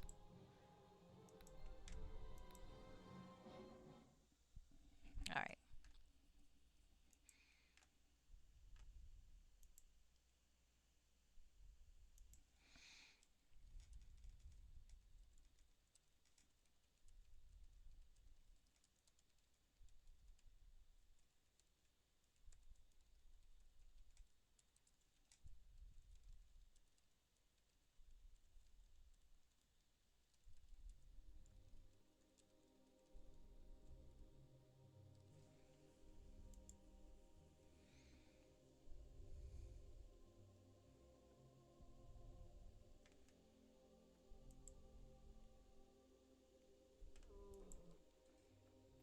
Alright, alright, there we go. I have now messaged ARC, and now I am doing this.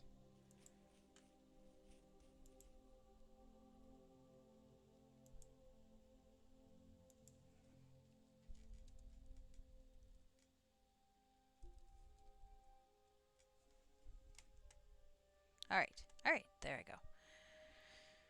Alright, now we're going to put that away, and I'm going to actually concentrate, and try not to die this time. Yes, my lack of concentration is the excuse I'm using for the fact that I keep dying. Is it a good excuse? Probably not.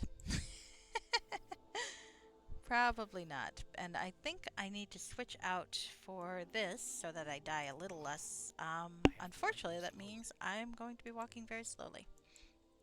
That's alright. We will both walk very slowly. We are walking very slowly. 1, 2, 3, 4, 5, 6, switch. Walking slowly. Slowly are we? Alright. The song doesn't track the way it's supposed to. Alright, well let's kill this thing. I am at least blessed and very slow. Hello, wolf. Hello, second wolf. On the plus side, I think Larian's finally living up to his cool cleric status because he's not dying nearly as easy as he used to.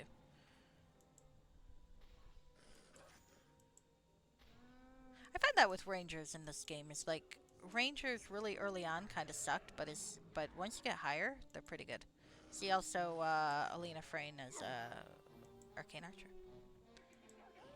Okay, well, actually Larian's kind of having trouble right now, but that's because he's kind of pinned between some direwolves. Let's kill that direwolf. Sorry, Larian, you might end up dead, after all. Heal yourself, please. Physician, heal thyself. Cleric, heal thyself. There we go. I should feel more worried about him, but, you know, he keeps letting me die, so. We did kill the Wendigo, though, so that's a plus. Fuck, I'm gonna die now.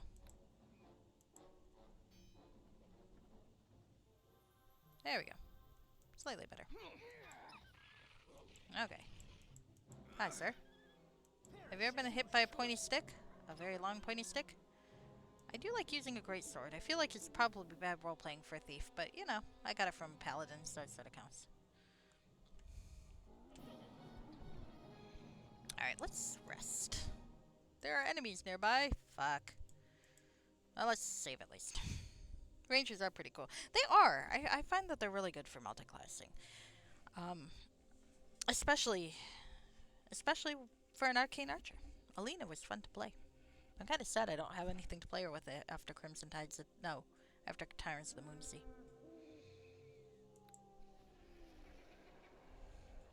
Because that was actually quite fun.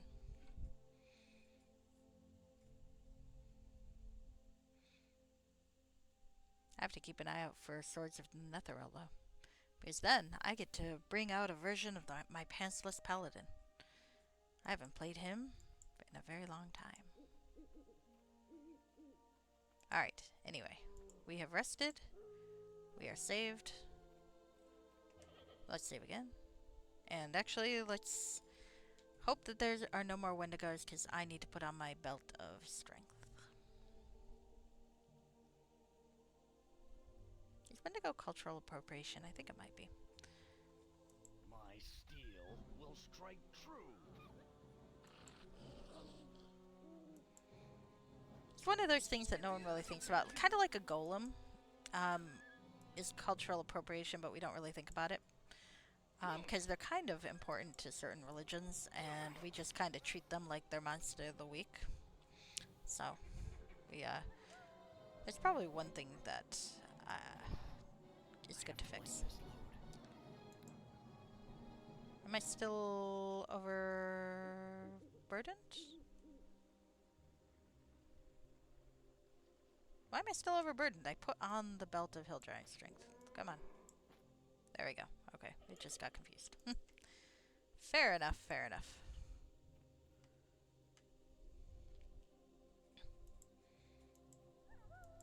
Alright. So we're still heading to Rith Sylvain. Still gonna find out what the hell that elf dude did. Elves. Those fuckers. I like elves, but man, do they do fuckery. I will say, I miss the elf automatic keen senses thing. Because the poor bullfrog, for a thief, does not look around nearly as much as he really ought to be doing.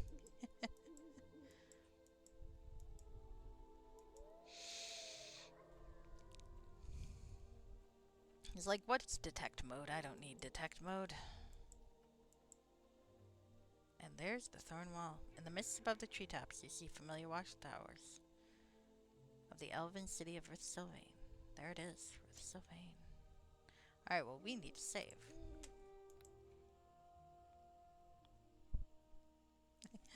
Into the ruins, bad idea. Amateur archaeology, bad shit now. Maybe climax, I am destroyer of worlds. Free respawn, woo.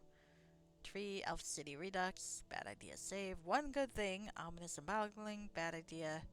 New battle, arg. Equip shit. Larian's a dillweed. To Rith Sylvain. That's how far long ago I was planning to go to Rith Sylvain. Alright, even my save game titles are amusing me. Alright.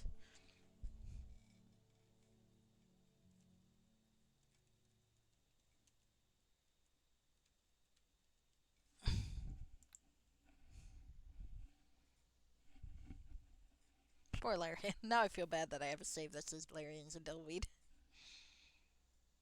Alright, Larian's redeemed himself. He's actually probably a better henchman than I really deserve. I'm going to be very sad when he inevitably dies. Do I know he's inevitably gonna die? No, but I feel like it's... What the hell? 1 second.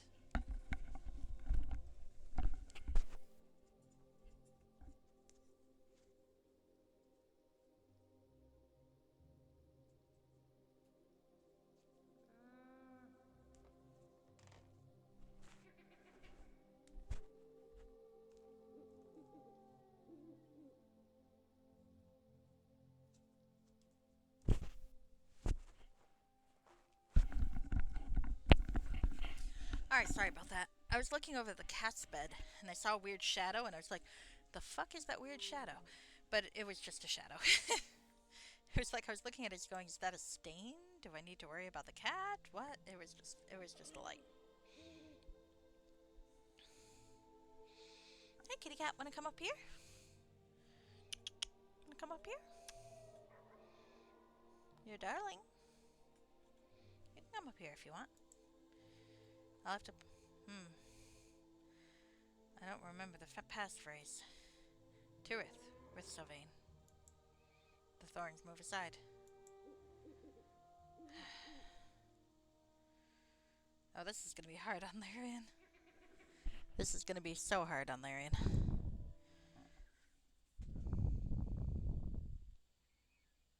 With Sylvain, the city and the trees. I remember this place. I remember us heading south. Passage further into the forest is blocked by an impenetrable wall of thorns. Oh man, what did this guy do to his people? Let's go through. Oh man, look at this. The Elven Guard is still there? Oh fuck, this is gonna be bad. None shall pass. I'm Bullfrog Jones. I'm a friend of Lord Evanorn. Be gone. None may enter the City of Trees. I sense that there's something extremely strange about this man. Stand aside, please. I must enter the city. Be gone, or so I shall strike you down. His voice is calm and emotionless, but you do not doubt the threat. Very well, but I will return. Alright, interesting. Talk to Larian again. Is there something you wish? Never mind.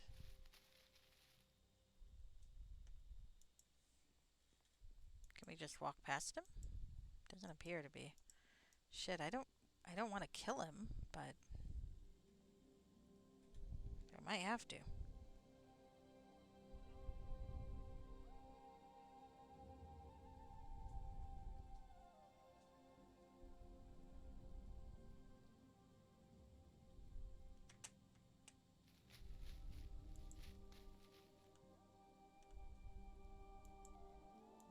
What happens? It's no use, my friend. He's without a soul, merely replaying his actions from long ago. He will not listen. Oh, okay. So what do we do? I don't know. Maybe we should try to sneak our way into the city. That's an idea. We'll have to maintain our stealth. I fear the guards will attack on sight. And let us be careful. Okay. Alright. So we just gotta sneak. Fortunately, we are stealthy.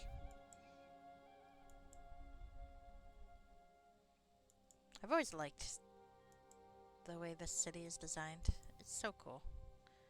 Alright, well we don't want to murder these elves who are just protecting themselves. Larian, please don't attack your own people. No! Don't attack your own people. I will attempt it. Alright, hold on.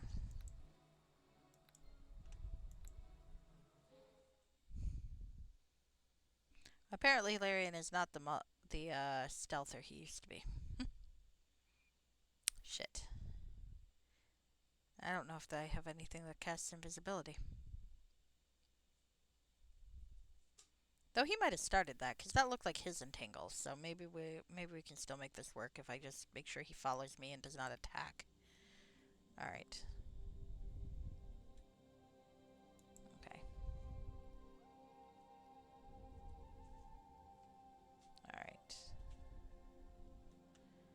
Alright. So let's just make sure he follows and does not attack. No attacking. Because I think that was just AI glitching. Or maybe I did it when I was. Maybe I accidentally clicked on the guy. Either way, we are not going to attack. We're going to walk past and not fight. Uh-oh. Was that him or... Okay. Guys. No entangling. I guess they can see Larian. They can see like that. Oh, they're undead. Okay. Larian, come on.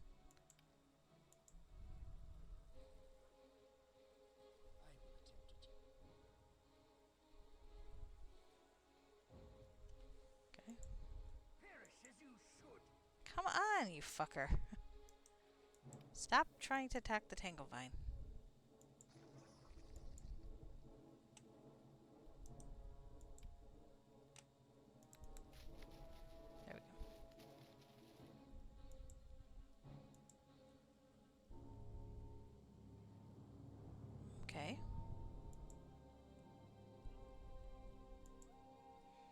made it into the city. I did. Don't know where Larian is. Where is Larian? Me. Oh, there he is. Fucking seriously. Alright. Let's try something else.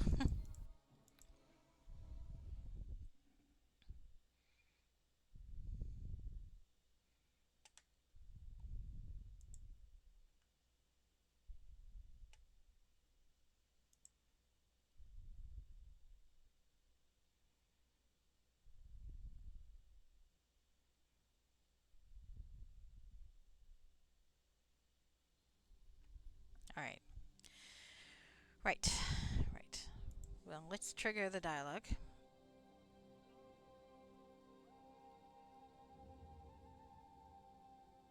Okay. So. Stealthing is good, but he's not going to be able to stealth that long. I think. Unless I give him more things to enhance his stealth. Do I have things that will enhance stealth? Let's see. Larian, come here, please. Got boots of reflexes. He's got tumble. Shadow weave. I've got stuff that enhance my stealth considerably.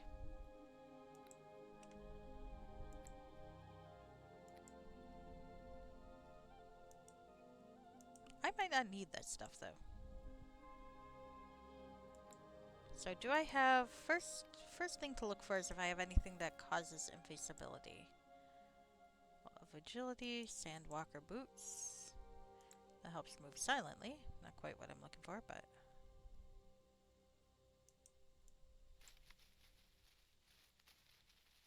Elia's harp. Mass charm. Cloak of elven kind. That's a plus. Let's get that on you.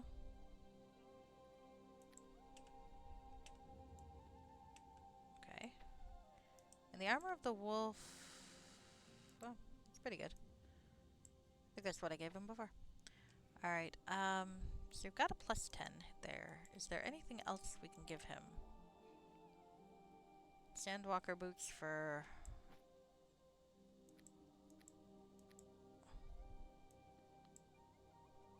Shit. Did I remember to loot her fucking corpse? I thought I did, but now I'm thinking maybe I didn't. That would be very annoying. 1 second. Alright, I'm gonna...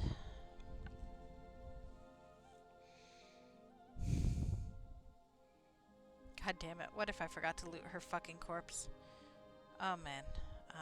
Well, there's a couple of options I can do. Forget about it. That's option 1 and probably the one I'm gonna go with. Replay. That's option 2. Probably not the one I'm gonna go with. But let's see.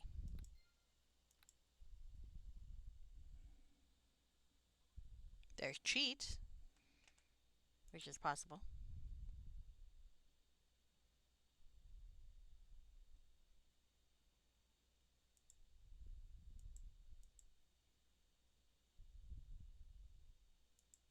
Well, we'll find out. Because I thought I saved after I looted her corpse. Okay, I did. Alright.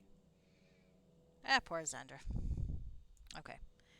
Alright, never mind. Thankfully, I'm not going to have to do something stupid again. Not that I was going to do something stupid. Well, I admit to nothing. I admit to nothing. I was not going to do anything stupid, I promise you. I promise you. I promise you. I promise you. I promise you.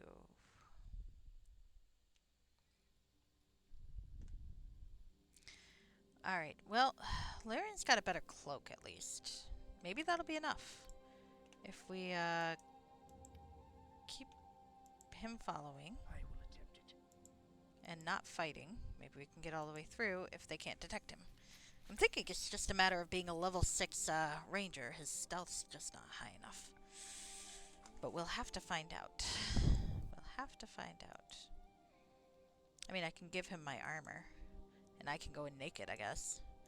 Because as a level 12 rogue, my stealth's pretty fucking good. Even naked. Okay.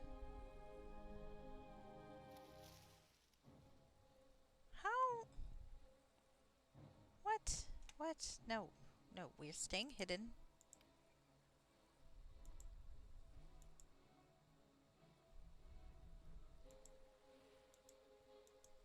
Come on. It's actually going pretty well this time. No. No! Fucker! Ah! Stealth mode. Did I forget to go into stealth mode? I might have. Larian, come on. We're just coming up here. Oh, fuck. The tangle vines are my fucking way. Alright. Alright. There we go. Oh, and now he's gonna die. Fantastic. Fantastic. Come on. Because I can't lift him all the way up from here, so we're gonna have to make this work. Larian, stay fucking hidden.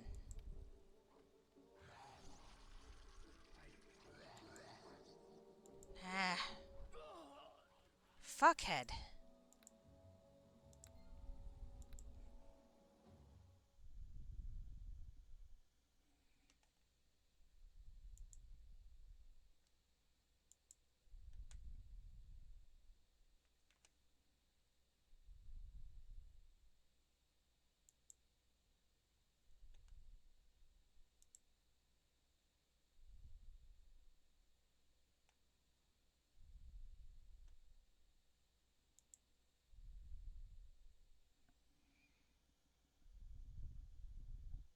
Well, I'm trying to invade their city. I'm pretty sure that's why they're mad at me.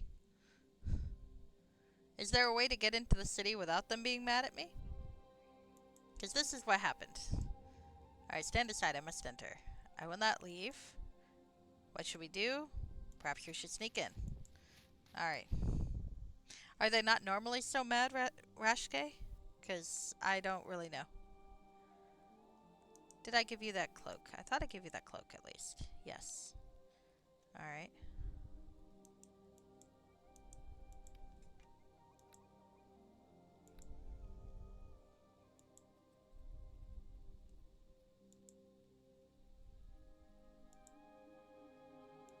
It's just the entry guards. Beyond that, it seems like everything's okay. I hope. Maybe I should still tell Larian to stand his ground and then teleport him to me somehow. Okay. No. You think that would help? Okay. Oh, shit. I lost my weapon. You think that just putting the weapons away might do it? Okay. Huh. Well, I don't really want to kill the soulless elves.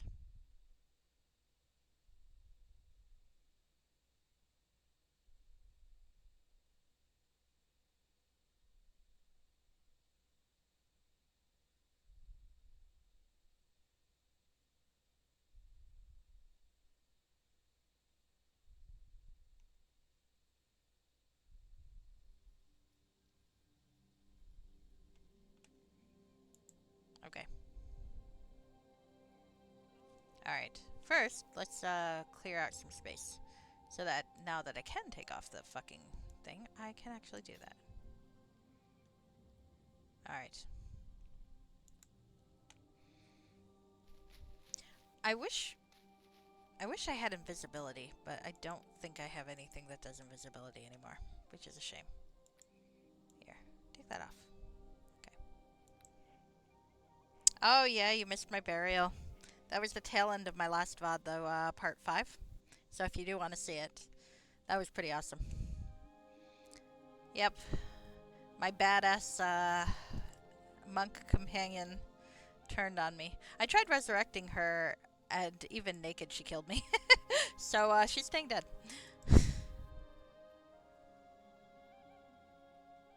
So now we get to sneak our way into Sylvain. I do not want to kill the guards. I just want to sneak past the guards. Sneaking past the guards. Sneak, sneak. Sneak, sneak, sneak. Now Larian, I'm kind of thinking I want Larian to stand his ground. Let's see if I can get through first. Maybe we can teleport him to me. The The burial was pretty awesome. I wasn't expecting the twist, but it was still pretty great. Actually, the best part though was the reveal later on that Larian's the reason that Alexar knows. It's like, I get it. It's okay. I'm not judging. Alright, we made it in.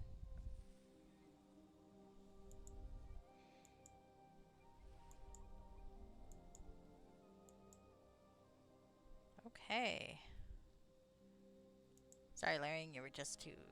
Hopefully I have to go into a building to talk to somebody, because otherwise Larian's not going to be here for this. Okay.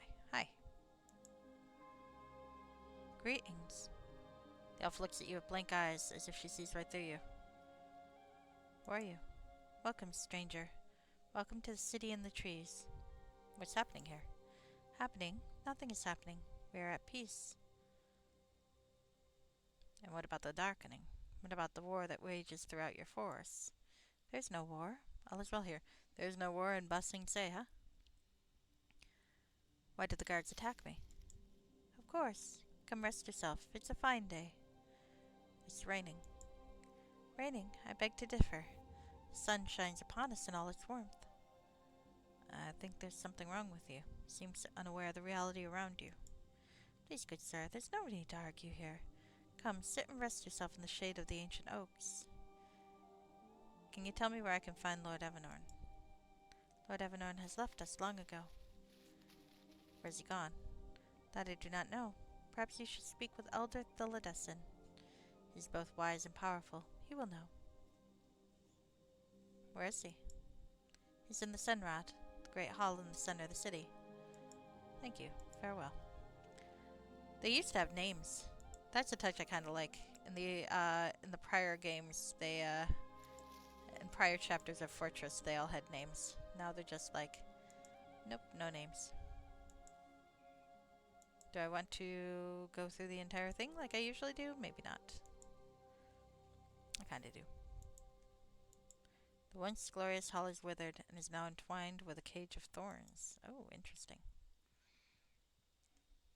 Well, maybe we'll wander around a bit first before we go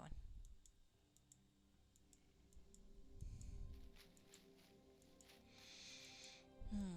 The burial was a cool bit. Is that the bit I wanted to know, is that the bit where Enhanced Edition was having trouble, the burial? Because I know there was one bit that was unplayable for versions of Prophet until there was a fix. Okay. Pleading for help. Is she pleading to an image of the past, or is she pleading to you, staring back from her future? Oh, interesting. Ah, that was it. Okay, it actually worked very smoothly for me. Of all the various little bugs I've encountered in these games, that actually was not one I had to deal with. It was pretty cool, actually. Alright, so, hey Larian, can you follow me now? Probably not. Too far away. Okay.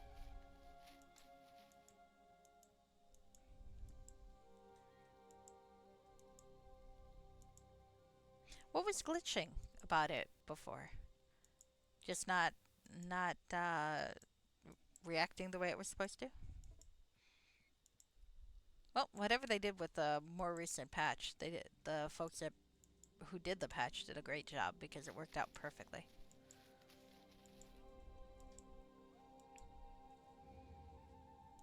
Okay. Hey, can I buy anything at the marketplace? Hi.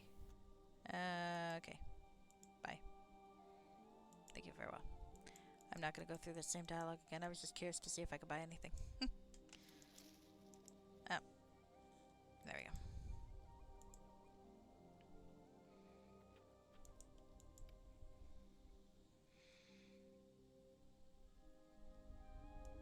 Specific key required, darn it.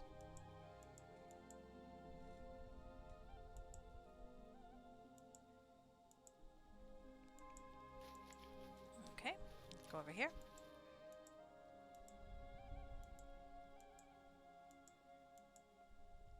least no one's trying to kill me in this part.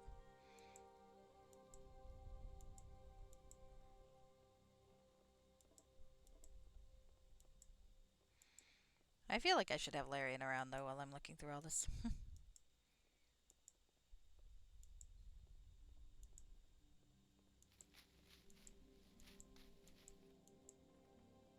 Oh shit. Whoops, sorry dude. Think you hide in plain sight.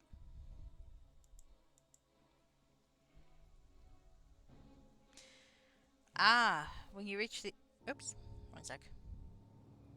My phone just went to sleep. There we go. When you reach the end of the dream, your character gets teleported to an invalid location. Oh, I see, I see. So the patch... Okay, so they must have undid the patch somehow in a later patch or something. That's cool. That's cool.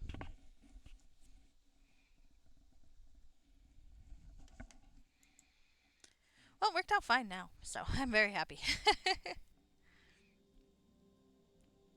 I was happily within the grave like I was supposed to be.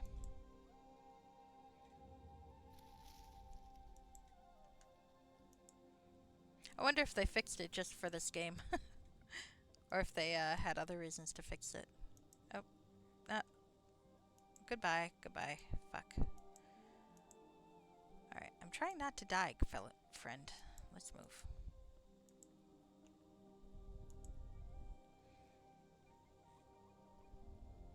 Bullfrog Jones needs to get to the Sunrod. Will I need to bitch slap a elf lord? Elrond is my favorite Tolkien character, but I can appreciate the need to bitch slap an elf lord.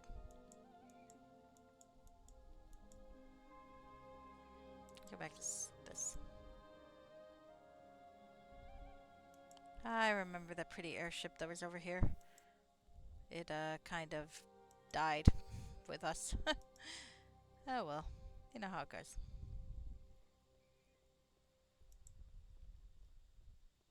There's a guard.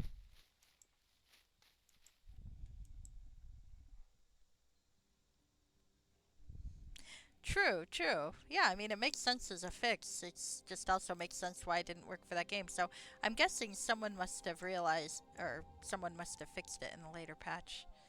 Fixed the fix, I guess. Alright. Let's go into the Sunrat. And Larian should be with me now. Because Larian is incompetent at stealthing. Okay. Hi, yes, you can follow me now. Alright. So what's... So there's Philodesin. Oh, we get to meet him. The interior of the Sunrad Hall echoes with disembodied voices. Alright, let's get my Paladin's Greatsword, which is a stupid thing for a rogue to carry, but I kind of feel like it fits. Also, it's really good against undead, so...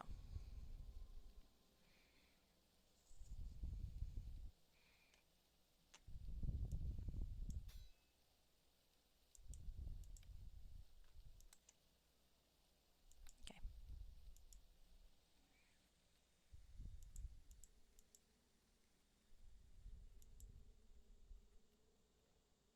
Oh shit, it's auto-saving. That's not good.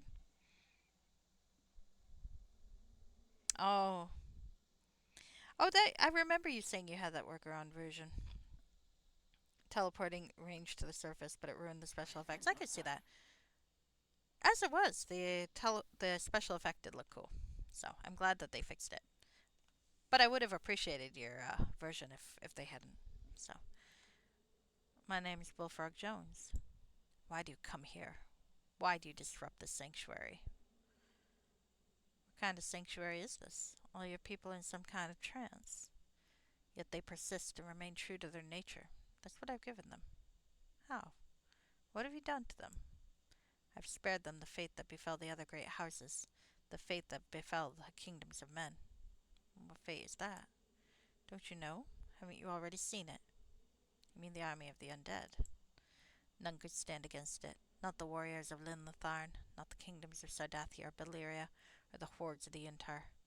All who engaged in battle have fallen to the darkening. In death, They've risen to join the undead throng. They've become the enemy of all life. So why were you spared? Because I have taken away that which draws the undead throng, that which they hunger, and thus the army of the darkening has spared the city. What have you taken away? What is it the undead hunger? Souls. They hunger for our souls. You took away the souls of your own people. It's the only way to save them. How is it your people still move and speak? Their memories remain. Those memories continue to play out their thoughts and actions of the past. But they have more than memories. They interact with me and answer my questions as if they are sentient. That's just an illusion. It's your mind which draws the knowledge from them.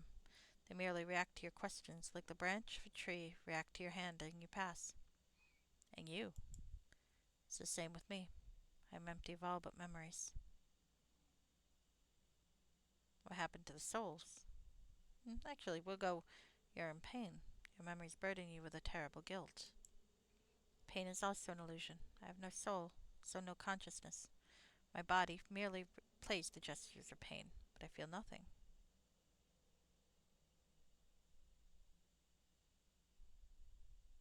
What happens to the souls that were taken away? They are safe, locked away forever. Locked away where? They are locked within a crystal phylactery, in a stasis without time or awareness. Can they be released? If the phylactery is shattered, they would be. And would they return to join with their bodies? Would they become sentient again?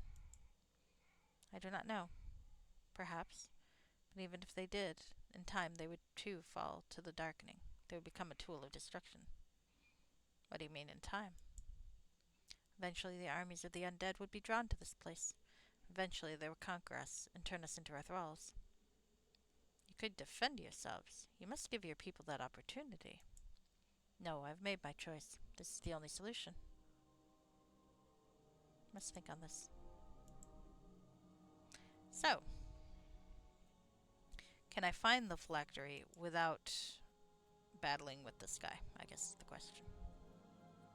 I don't need to be hidden, do I?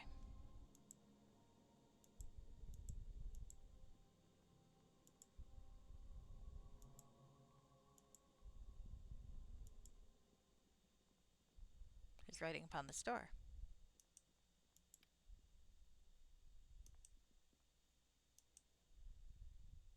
Ah. Alright. I don't really want to kill the guy, but I don't think he has the right to make that decision. I mean, saving his people is good, but I don't get the sense that his people agreed to this. Ah, no items are gold. Alright. Yes? I need your help. I must enter Lord Evanorn's tower. I must find out where he went. He left the tower under my protection. I vowed to open it for only one person. He meant me, didn't he? You were there to open it for Bullfrog Jones. It is the truth, isn't it? It is, but I must make sure you are who you say you are. I have questions for you. Ask them. You came here 100 years ago. You came to speak with Evanorn about an old friend. What was this friend's name? His name was Uther Palindress, the Prophet King. That is correct. Where did Uther Palindress die? He died in a tower, built upon the highest reaches of the shattered peaks. Why? Why did Uther Palindress make his home in the Great Mountains? Because he was searching his dreams. He was searching for a way to prevent the century of sorrow. Yes, you are indeed the one whom Lord Evanorn spoke. I am. Take this key. It is the only means to unlock the tower. Here are my thanks. Very well then. Now, I still think, Bullfrog thinks, that these people deserve their own choice, not their lord's choice. Does Larian have an opinion on this? Because Larian did not talk during that thing. I feel like Larian can be proxy for his people if he's got an opinion. Do you? Is something you wish? Oh, good, you do. What do you think of what the Elder has done? It's a terrible sin. Yet a part of me understands why he did it. You think it was the only way to save his people? Who can know? Perhaps the guardians of Rithsoving could have turned back the tide of the undead, or perhaps they would have fallen too. This is worse than death. It is. Perhaps not worse than undeath. After all I've seen, I just don't know. Do you think we should try to free these souls? We do not have to do this now. If you succeed in ending the century of sorrow, we can return here and make things right. But it might be too late. I believe we must act now. You may be right. Very well. Let's do this. But we must prepare, for the Elder is a formidable wizard. Okay, Valerian's on board. Okay.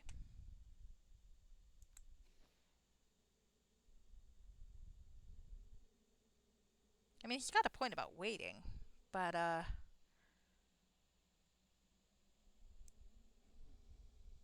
mean, as a player, I think waiting might be the wisest choice. But on the other hand, Yes? Bullfrog's not going to let this continue. Let what continue? This facade, what you've done to your people is an atrocity that must be punished. You destroy all that is left of us. What is left is nothing but an insult to all you once were. No, it is an homage to what we were, a mirror of the past. Your people are just soulless shells. They're not even aware of the world around them. Yet they still present the grace and honor that is their character. Present to whom? To the eyes of the world. They become a monument. So who's the monument for, you fucker? There's no one to appreciate the monument if everyone is dead. So, fuck off. I do not agree with this bullfrogging yet. And yet what? Yet I stand at your side. I only hope that you've made the right decision. Thank you, Larry. You'll find that I'm a formidable enemy. I may have no soul, but I still retain all of my powers. I'm not afraid. So be it. You'll not disrupt what I have accomplished. We shall see. I do miss having, what's her name? There we go. I need some bandages now. Oh, shit. The guard is a bit of an issue. Alright. Taking out the wizard's a good thing, but the guards are a problem. Alright.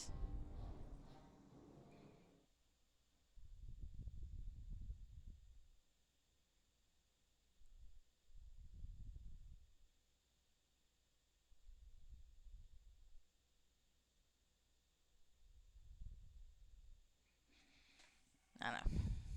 He's basically created them to be a monument to Zigo, and Bullfrog is not on board with that. But how we can do this while not getting murdered by the other guards, that's an interesting question. So.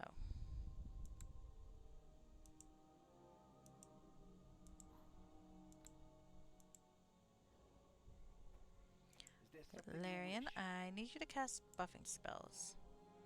Cast them all. All party members.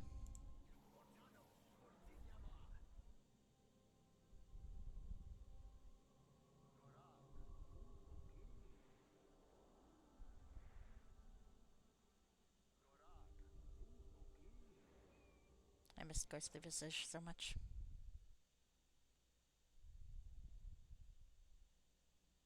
Oh, that's all we got. Okay, fair enough.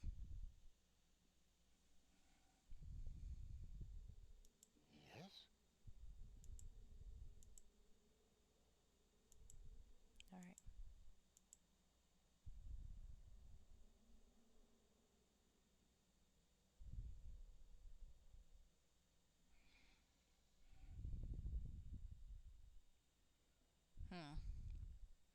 I don't know, the way it's presented here, I don't really like either option. Farewell then. Yes?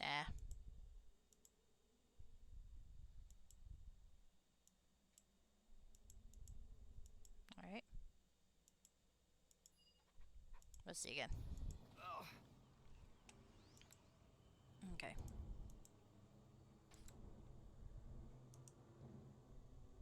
Okay. Knockdown works fine. But the problem is, I don't want to get hit by these other fuckers. Okay.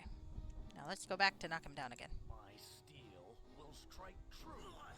Come on. Up, dead again. The problem is, kind of feel like respecting their wishes, with Larian not wanting to kill him, respecting their wishes would be the better option. On the other hand, I hate giving up on a fight I can't win. I want to keep doing it just to prove I can.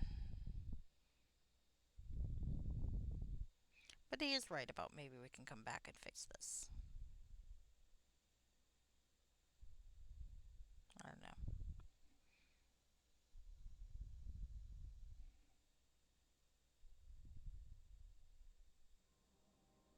All right. Well, let's decide to go through this a few more times.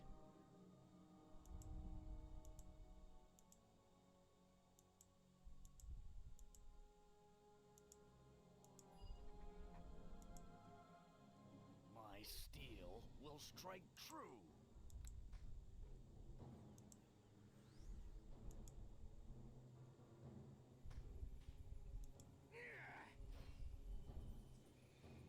All right. Let's see if we can get some of these folks away from the others. Larian might be dead again. Okay, so yeah, we just want to see if I can kill them, and then I probably will reload and let them live the way they are. There goes Larian. Poor Larian.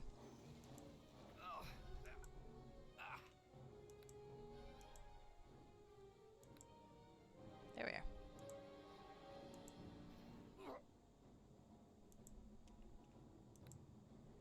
Oops. Come on. Let me exploit hide in plain sight, damn it. Damn it. Stop it. Leave me alone.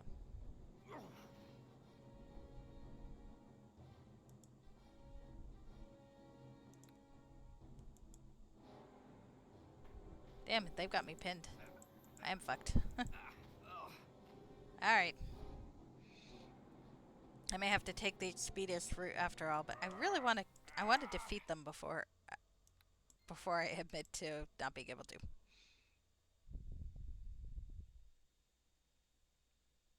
It's a shame we can't just steal his key and open his door and smash the phylactery. I want to smash the phylactery.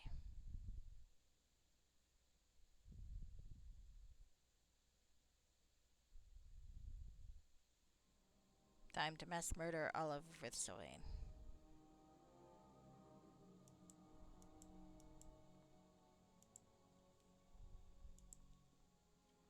Yes?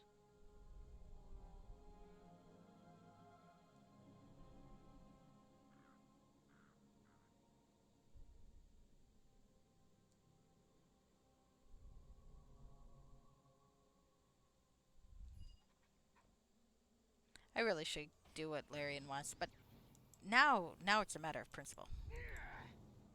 There we go. Okay.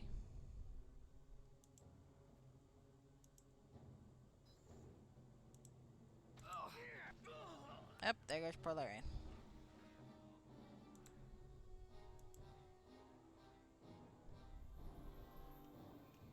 So, poor Larian's lying there dead. I just want to make sure I can kill these people. If I can kill them once, then I will go back and let them live. But I don't want this to be because I can't. And that's kind of where it is right now.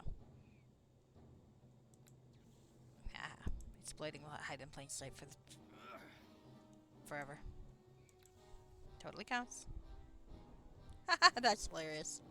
He walked away.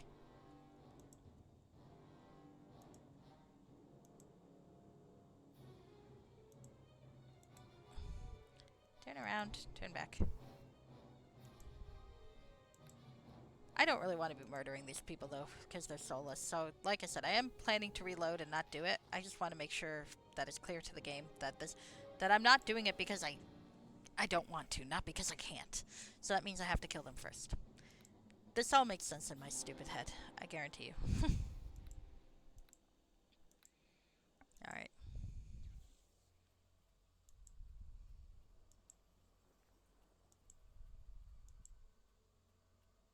Hello. How many of you fuckers are there left to kill? Two over here, and I think there's one over there somewhere, but that's okay. Hi. Going this way. There we go. Hi, friend.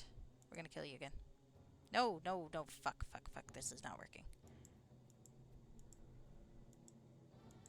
Alright. Oh shit, two of them. Alright. No. One of you come back here so I can kill you.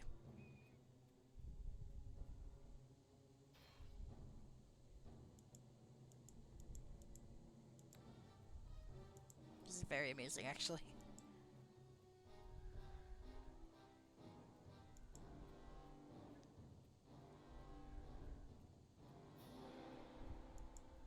Just kill him. Bullfrog. Stop following him and just swing the fucking sword.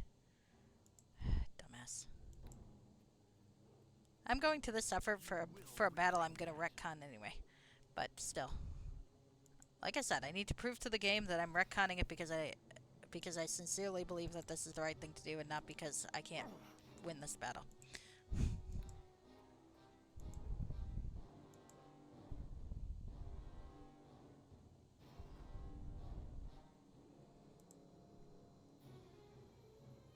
That is true. The Holy Avenger does think they're undead. Still. Still, it's kind of a difficult subject. I think because Larian decided he didn't agree with me, but didn't say that until we actually challenged the I'm gonna redo it, but I still want to see what happens. You fucker, will you please just let me kill you? There we go. Woo. Alright. Aye. This way, this way, this way. Asshole. Come on. On the plus side, Evan Orange, or Theledescent should be using up most of his spells. Hi. This way. Hi, jerkface. This way. No. Hey, stop it. Come back here. Alright, that's an annoying side effect of hide in plain sight that he keeps walking back to safety. Alright, there we go. Hide again. There we go. Oh, you still sense me, you asshole. There we go. There we are. Hi. Now. Ha ha ha ha. Oh shit. I knocked you fucking down, you asshole. Okay, there we go. Let's just spam knockdown until he dies. Actually, hold on. I should probably do this first. There we go. Now we'll spam knockdown until he dies.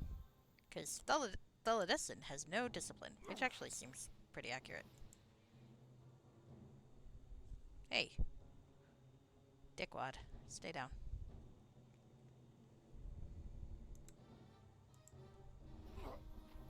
Oh, shit. Really? Alright, you know what? Just so I can see what happens here. Fuck off, you. Where'd he go? There he is.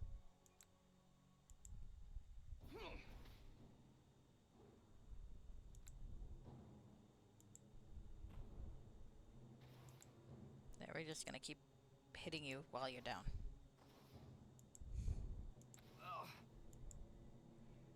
Ah! Again. Alright, fine. One more. I think that's my last icon of life, though, so I better fucking watch myself.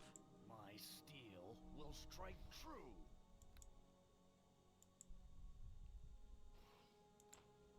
There we go.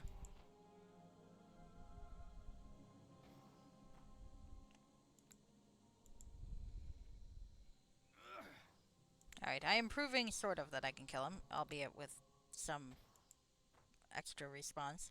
So now I'm gonna probably let them live. But I want to see what happens when I don't let them live.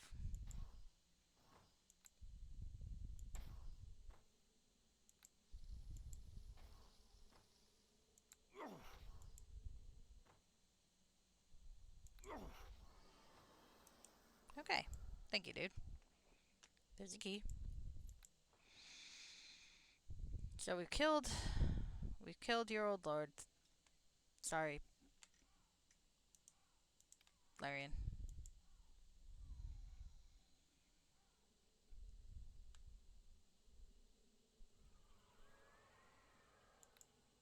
Hi, Larian. Yes, hello. Please come with me. Yes. Alright, good. Sorry for your dead kinsman.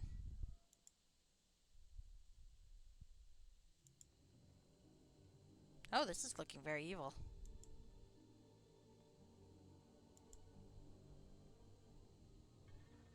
Door leads out to a balcony. Let's go out to the balcony.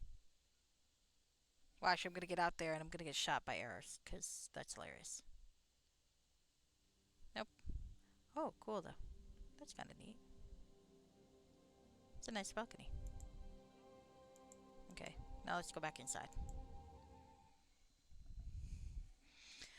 Alright, so I've proven that I can kill him, albeit with some icons of life, so I am gonna unkill him, but I still want to see what happens.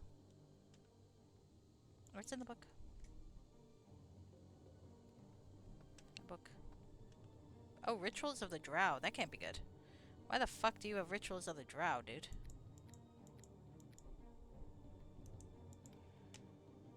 Alright.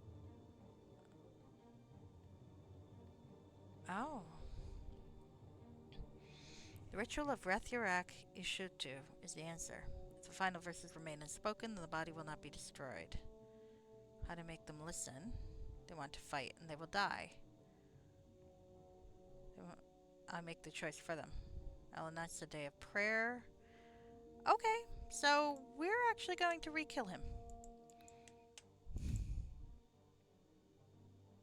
I just don't want to have lost the icons of life. Okay, so he did this without their consent. I feel better about getting involved now. Alright. So I'm going to do this again, and then I'm probably going to call it a night. But I can't resist doing it again.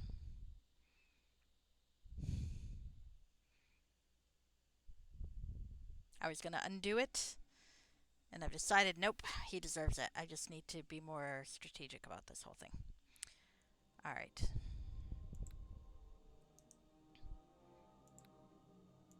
No, not you. Did I just cast it on him? That's a fucking idiot move.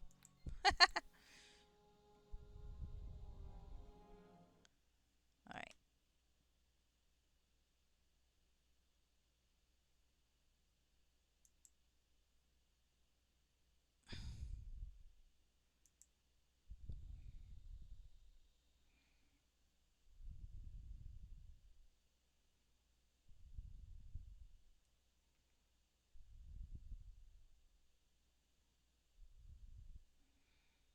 Alright.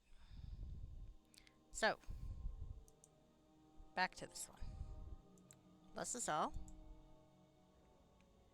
And let's just do this. Okay. Yes, cannot let this continue. Facade. It's an insult. So is present to whom? I'll destroy you. Thank you, Larian. I'm not afraid. So be it. We shall see. Now it's time to exploit the shit out of Heidi's plain sight again, and poor Larian's gonna be dead. Okay.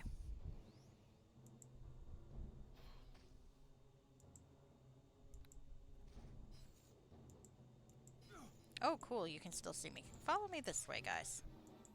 It's alright. Oh, fuck. Poor Larian. Alright, we're gonna have to do this carefully then. Oh shit, they're all following me. That's not what I meant. Here we go. One of you can follow me this way, though. My god. Look at what that fucker's done to them. Alright. Back to killing these poor assholes.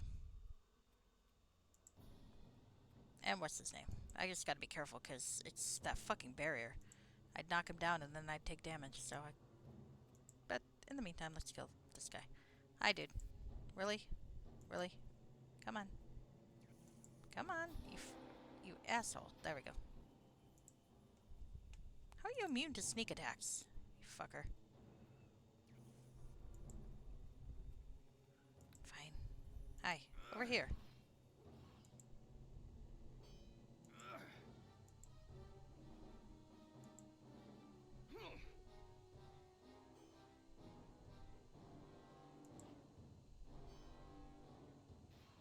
There we go.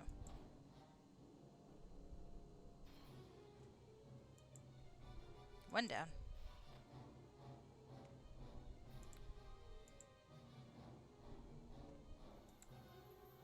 Okay. Alright. Back to killing them. It'd be one thing if the entire population chose to do this, but no, this is one guy's bright idea to have them basically be shadows. So fuck this guy. My steel will strike true. There we go. My steel will strike. There we go. You will regret that. Haha. You can still try to kill me, guys, but it's not gonna work. Oh, you can still sense me this time. Nice. Gosh, it's like you're isolating yourself just for me. Thank you.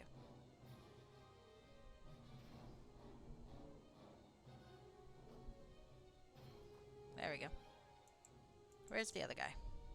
Here, other guy. Poor Larian. Yep, sticking with us. But just not losing the icons of life, because those are important. I'm not losing my fucking Phoenix Downs, damn it.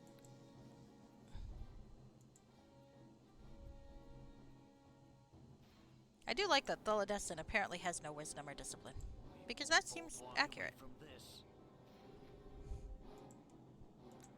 Based on what he's decided to do here, he really does have no discipline or wisdom, so yay. Okay, once I get this last guy dead, I'm gonna bad idea save myself. And finish killing Thuladestin without losing all my icons of life, because his book showed that he's an evil fucker.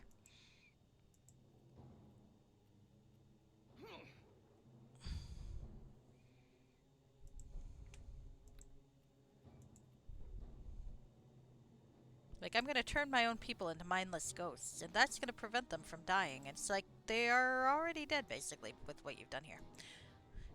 It'd be one thing if you planned to undo it when everything was over, but it doesn't seem like you intend to do that. So, no. We're gonna let them decide for themselves. Hopefully they won't, like, decide the same thing, admittedly. Alright, so that's the bullshit that was killing me last time, I think. So let's bad idea save. Which is, yep, oh good. So I've got one all lined up.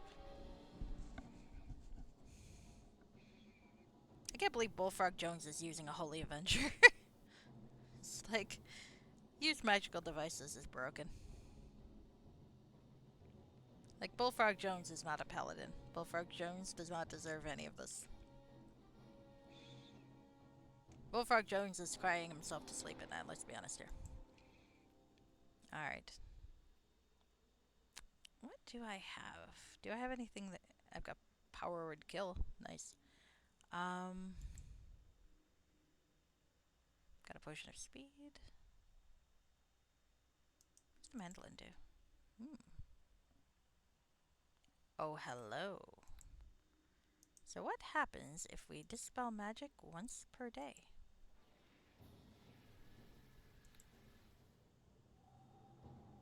It didn't really work.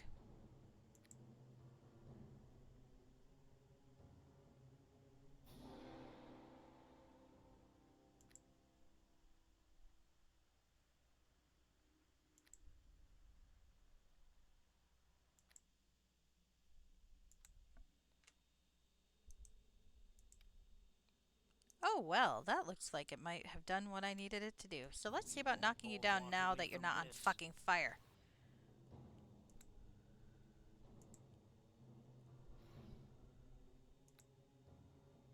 Look, you can be immune all you want, just stay the fuck on the floor. And don't kill me. gonna hit you with all the knockdowns. Yep, you're on the ground. And you can't set me on fire anymore. Hi. It's okay. Stay down.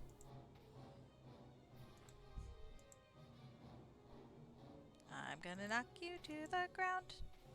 Shit. Why do you get to get that spell off? If I did that, you'd have disrupted my concentration game. Don't think I don't notice you cheating. Hehehe. 42. 35. 26.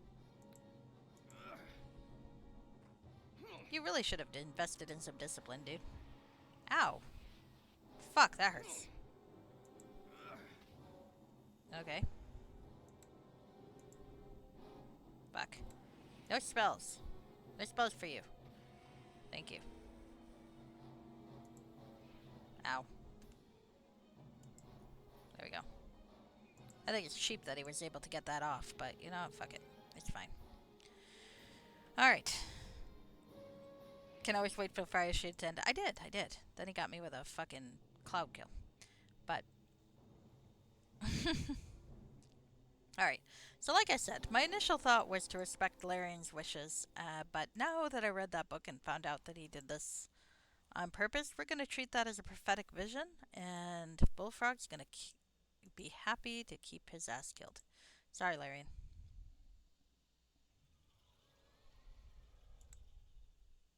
I do love that there's so many options here. Is there Hi. something you wish? You okay? Never mind. Let's rest, and then go upstairs. Okay, I could not allow Elder Thaladassin's atrocity to continue. I must destroy the phylactery into which he's trapped the souls of his people. Must be in the Sunrod. Well, we'll do that. Hopefully the elves don't mind. I mean, there is always the possibility that they'll be pissed off by this, which is, I suppose, fair. I feel kind of sorry for the soulless guards, but it is what it is. I like his robe. His robe is quite dashing. Alright. Alright, let's see. So there's the balcony door. There isn't really anything on the balcony worth doing, but I might peek my head out anyway. Alright, so. There's the crystal. There's a bookshelf. Let's read his fucking book. Again. Is that a dead person? That is a dead person. Did he fucking kill that guy to make this work? Because that's a fucking asshole thing to do. This guy's a fucking asshole. Let's read. The tome seems to be a rebound from the original. The writing within is incomprehensible, but the cover is written in Elvish. This is rituals of Drow. Although the writing is in a language unknown to you, there are a number of notes in Elvish inserted between some of the pages. The ritual of Rithak Ulshuther is the answer. I'm certain of it. If the final verses remain unspoken, then the body will not be destroyed. Only the soul will be drawn out and trapped in the nearest soul stone. The body will retain its memories and continue living as before. It will simply last centuries. So what's the fucking point? How to make them listen. They will not see the wisdom of my decision. They will want to fight, and they will die. And then they will join the undead throng like the others, and become the enemy of all we hold sacred. No, it's better to pass beyond this veil of life. But then why not just kill yourselves, like just suicide ritual or something? Better to be ignorant in an insentient bliss than to consciously witness one's own descent into the most vile corruption. I don't agree with this guy. I don't like this guy. They will not understand. They will not make the right choice, so I'll make it for them. And that's why you died, you fucker. This is my burden, and I accept it. Congratulations, you're dead. I shall announce a day of prayer. They will all gather around the sunrod, and I will stand atop its tower. I will begin with the trance of serenity, thus to lull them into peaceful attention. They will not recognize the banished tongue.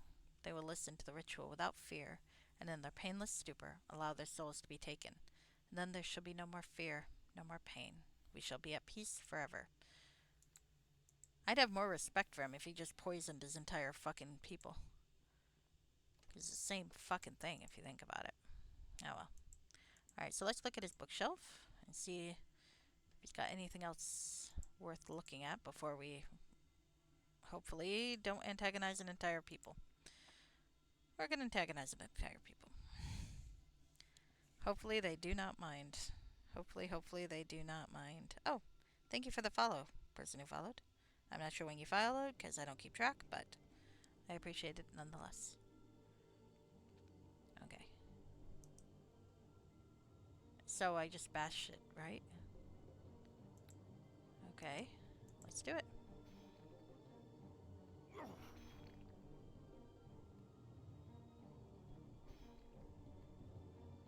Larian, what the fuck are you using? Do you not have a better sword? I thought you had, like, your own sword at one point. Got long sword +1, short sword +2. Oh, you just got a lot of long swords. Okay. Ah, okay. Let's see what this says. Oh shit, we are on the floor. But we're not dead. Oh fuck, now we are. Oh, this could be bad. Oh. Oh great. Well, we meant well. So we're basically just killing them after all. Alright, well, hopefully they enjoyed their peaceful rest. Great. Well, that was a terrible decision that we're going to stick with. I've destroyed this crystal phylactery within which the Tholodescen had imprisoned the souls of his people. This only released them and did not return them to their bodies. In their confusion, they attacked. I had to fight for my survival. I only hope that they will eventually find their way to their bodies or to a peaceful rest. Larian, let's just let it go. Great. Well, that sort of worked. Alright, let's see what the people are like outside. Are they dead? Are they alive? We just killed a few of them. Crap.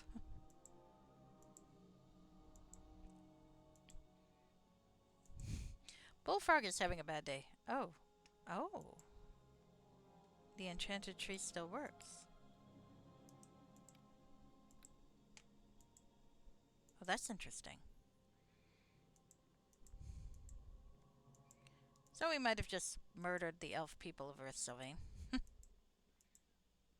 We'll see what they look like on the outside. Like when you killed when we killed the elven souls, did we kill them or did we just like disperse them? I'm hoping for that it was just dispersal, but who knows? This game, this fucking game.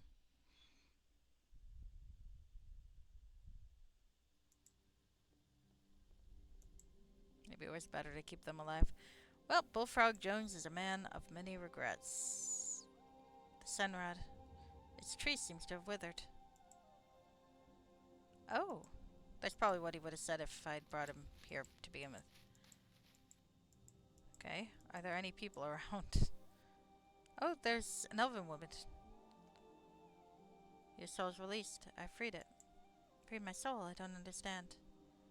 Soul was trapped within the crystal phylactery, which I've destroyed. Didn't work. Soul is not returned.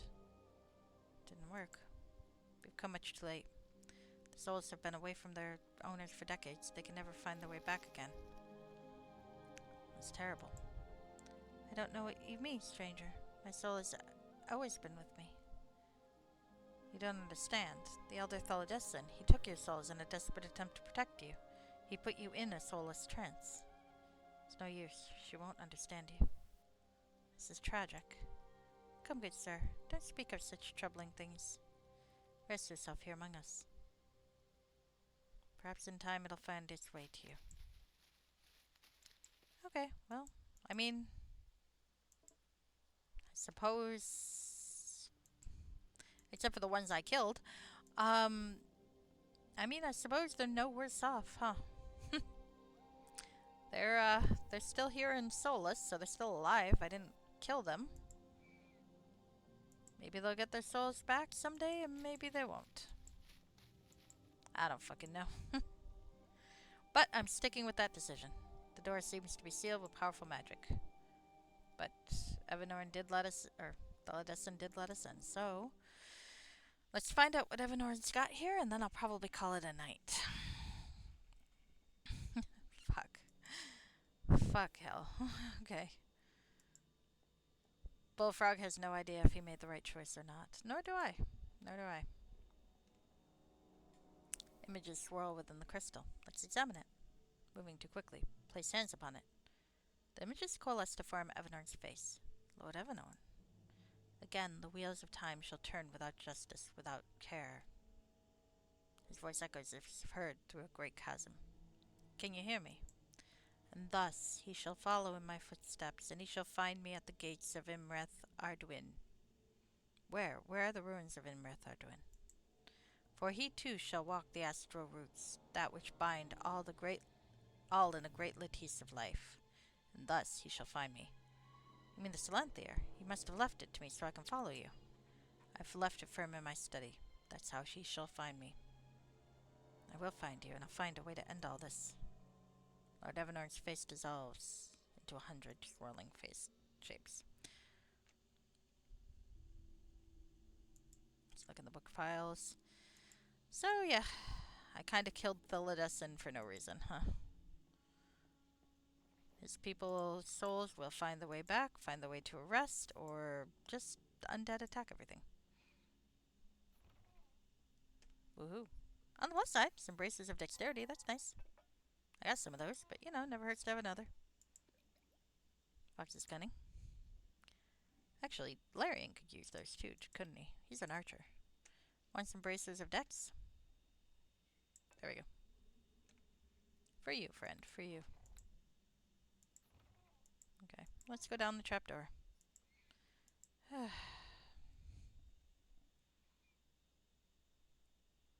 Larian just... I swear, I think Bullfrog just wants a nap. A vacation. Oh, hey. Hi, spider. Nondescript crates. That's, I think, what it said. Hold on, let me see. Alright. Alright, well, let's see if there's anything in the crates that's useful. Money. Topaz. Somewhere back here. Oh, there's another crate. Potion. What are you doing, dude? Ah.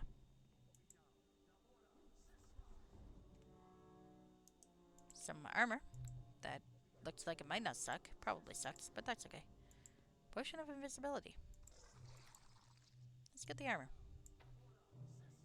Oh, actually, it's pretty light. Now I'm kind of curious. Okay. Let's cast Identify. Let's see what this is. Oh, padded armor 3. Nice. Okay.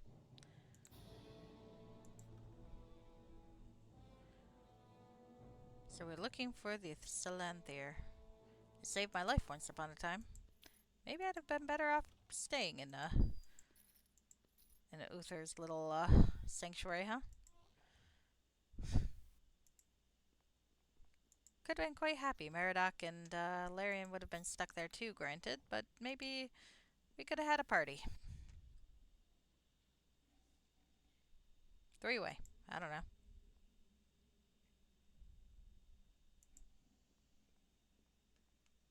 Salanthir's not down here. Well, I guess we're gonna have to look up here for it. Oh, there's stairs up. That might be where it is then. Yes, I would like to climb. Ah, more stairs up. Fantastic. Dude, what the fuck is up with your fucking tower? Lord of the Worms. Ah, okay. Nice.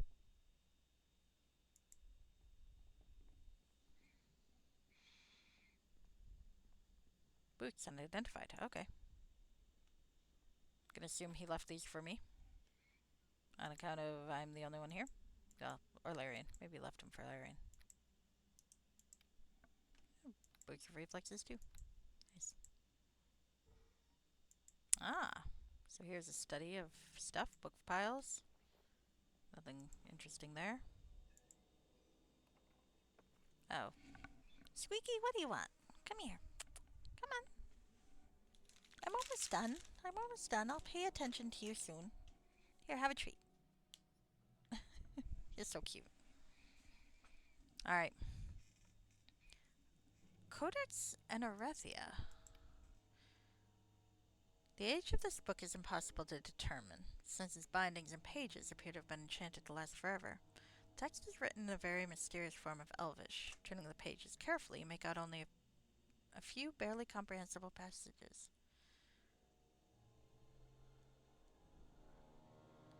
Written in some form of poetry. Ever does the sun move, covering the sky, a lattice of light beneath the blue. Ever does the ocean flow, shifting southward. It leaves these shores for warmer climes. Ever does the tree grow. Oh, roots bending with the earth, the spiral that links our family. Can't figure out the rhythm. Time, let it turn on its pace. Age, let it be patient for our spirits. For the cycle ends at last, but it ends 1,000 years too late. I have read this before. Long we've waited, long we've counted the years, and the answer it is clear. The cycle is longer this time. The world shall truly last forever. Prepare your memories, reflect on them with care, and wrap them in emotions that will keep them warm, that will keep them strong through the turning. For time can banish thought and it can defeat life, but it cannot erase emotion. This is how we shall endure. We will walk on the land. We will breathe of the air. We will drink of the stream. We will live. Hold the line. Interesting. Interesting. And I need to start putting stuff into backpacks again. Alright. It's gonna go in there. Because I have too much shit. Hey, Larian, let's pack meal for me, okay? What? Come on! I know you want attention, baby. I do, I do. I want to give you attention, but I'm in the middle of something. Come over here and I'll give you attention. She has this thing where she likes to sit on the steps behind me and squeak at me. It's adorable, yet very, very annoying. Oh, piles of books on ancient peoples. That looks promising. If I can get there. Alright. Larian's gonna carry a few more things for me, now that I think about it. Carry that.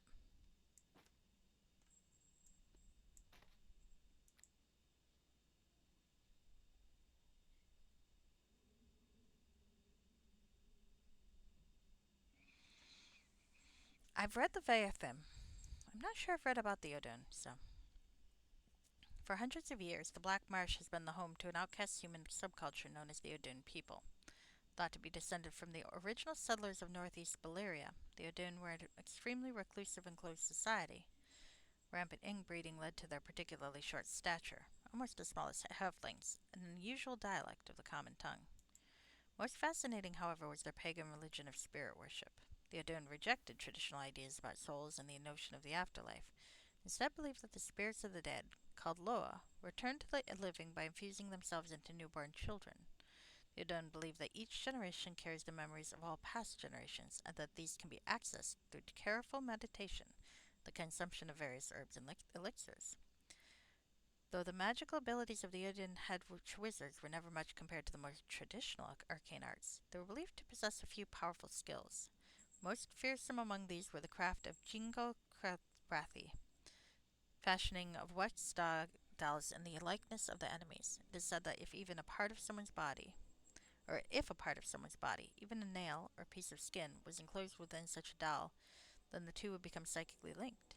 Any damage sustained by the doll would immediately be transferred to the victim, passing all protections both incarnate and divine. Oh yeah, I remember that.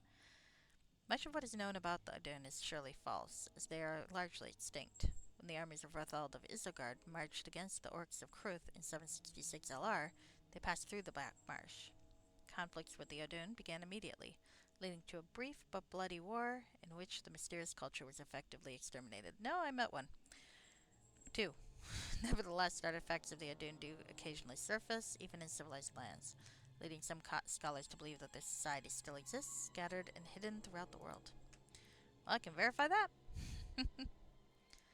Outcast races. Interesting. Throughout all history, there have been outcast societies hidden among the great civilizations. Like weeds in a garden, they survive beneath the gaze of both scholars and the laws of the land. To to most common folk, they are vagabonds without true identities, to be avoided at all costs. But some scholars have learned that these outcast peoples have the histories, the legends, and their dreams. This book describes some of them, although it's clearly impossible to ever know them all. Oh, there's a word that's a slur in here, though it may. I think back in the early 2000s we were less concerned about that. So, one of the most infamous outcast races are the Harazars, sometimes called heretic Roma. They are seldom seen, for they prefer to remain hidden in abandoned countrysides.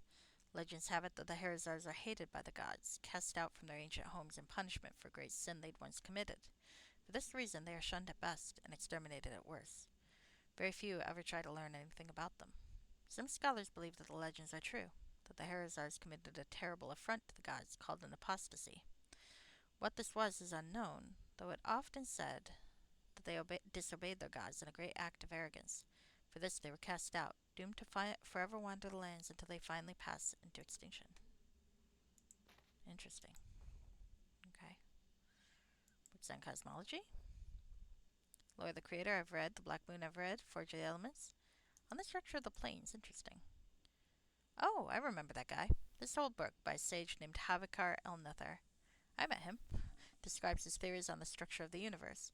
It's written in such heavy jargon that it is quite impossible to understand. Fortunately, there are several notes written on yellowed pieces of paper stuck between certain pages. Notes read as follows. Why should there be something rather than nothing? Indeed, a good question. And yet by asking it, we prove that there must be an answer, or there would be no one to pose the question. Havikar is correct when he says that despite the large basin of attraction around the state of non-existence, there must either be unstable manifold that protects us from oblivion, or we must reside upon a limit cycle. Most elegant proof, indeed our multiverse must reside on a limit cycle, forever oscillating around destruction. The elements are continuously pushing against each other, wobbling like a soap bubble in the air. Their only sustainable existence requires that opposing forces push against each other in alternating waves. The symmetry is most appealing.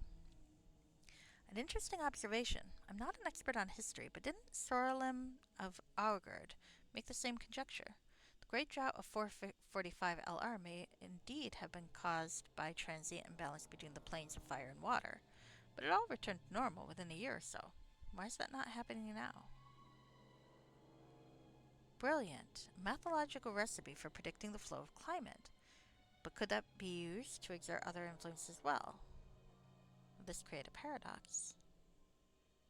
Oh.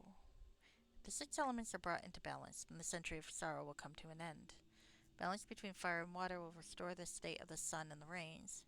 Balance between earth and the sky will calm the winds and heal the soil. Most importantly, balance between life and death will return the dead to their slumber. It will end this terrible war. 8 elements. Quite a controversial conjecture, but it makes a certain kind of sense. Of course, there are also directions in time, not just east, west, north, south, and up, down. The past and future are part of the state vector, or else no object could ever occupy a location previously occupied by another. Alright. Okay. That book seems like it's worth fucking keeping. So let me find some space in my shit to keep it. Here, hold that.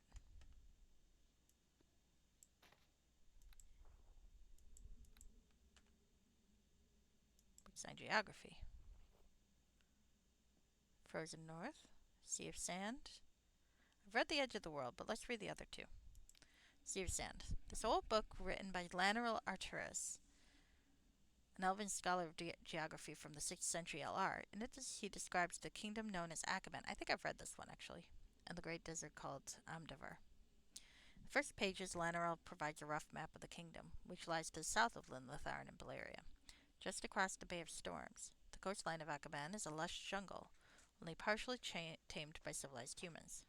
The main settlements are near the mouths of two great rivers, the Ferazadi and the Thetis. The capital and the largest city is called Anakorum, and lies at the mouth of the Thetis River. Other major cities include Jalbarad and Fraxis, both along the Ferazadi River, and Sharam Kol, near the border with Sardathia. Almost all the population of Akaban lives upon the coast. between the sea and the jungles. Further south, the jungles rise along the slopes of the Akan Mabir Mountains. Still further, the mountains suddenly end in a great cliff, beyond which lies Amdivor, the Sea of Sand. The Amdivor is largely uninhabited, with two important exceptions. First, the desert is home to tribes of nomadic dervishes who are said to know its very grain of sand. Every grain of sand.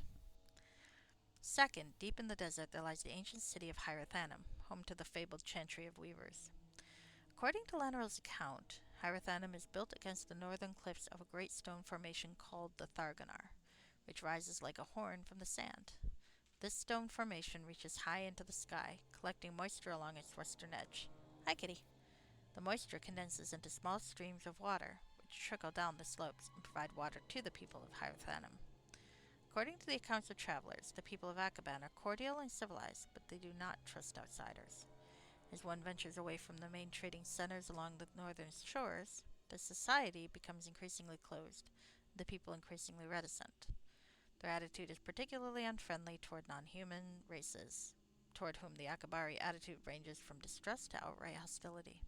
When traveling in Akaban, one is cautioned to show respect and humility, and not draw attention to oneself. Okay, I do remember that. Now this one looks notable. I feel like it's interesting because they seem to be putting a bunch of books I've already read next to one book that's important in each section. And I'm thinking this book is going to be that notable. The Frozen North. Far to the north, beyond the dwarven mountains of Cragholm, beyond the tundras of the Urdanar, there stand the great mountains of Agrafjord. To most, these forbidden peaks form the northern edge of the world, for few have ever ventured beyond their craggy spines. It is said that giants live in the Agrafjord, where they are building a terrible army that shall one day sweep over all the world. It is said that the Agrafjord peaks are also the ancestral homes of dragons, but again little is known, for few have ever traveled there and lived. And yet, there are those who claim to have crossed the great peaks and to have gazed upon a vast frozen plain that lies beyond. That plain, it is said, is where the moon goes to die every winter, where all life is drawn away into the very earth and even the air is dead. Ah, well, I guess I'm not going to keep that one. Interesting, though. Follows the books in geography. There's a barrel. Oh, hello. Warming cloak. Salanthia. Looks like I found the stuff. Alright. Warming cloak. I think you're going to want that.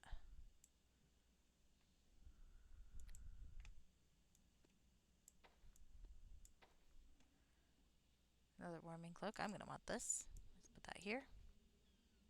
An icon of life. Hey, thank you. Salanthia. I remember this fucker.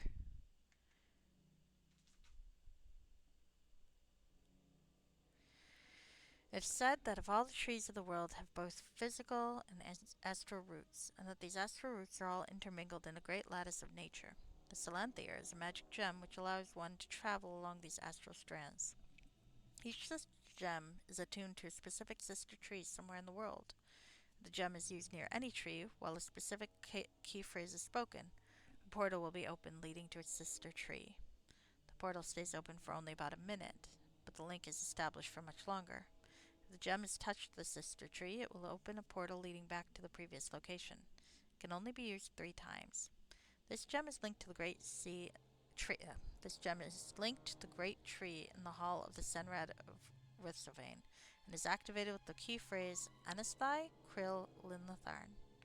Unfortunately, it's already been used 3 times, and thus can no longer create new portals leading back to Rithsylvane. However, if it is touched to the enchanted tree in the Senrad, can still open the last portal that it created. Interesting. Let's read the paper. Cynthia was wrapped up in this crumpled piece of paper. On one side, these words are written. If I have not returned, then you must follow in my footsteps across the lattice of life. The Salanthir will open a portal to the winds of northern Urdanar. Follow the forest path rightward to a clearing where I've planted a tree to mark the location of a cache of items. Okay. Alright. Interesting. So we found it. What we need. There's one more ladder up. I wonder, is that going to be up to a balcony? Climb. Still some more stuff up here.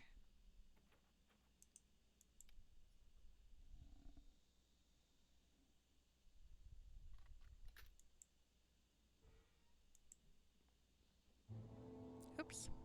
Some more fire methods. Still, it's a nice bedroom. Evanord had some nice digs.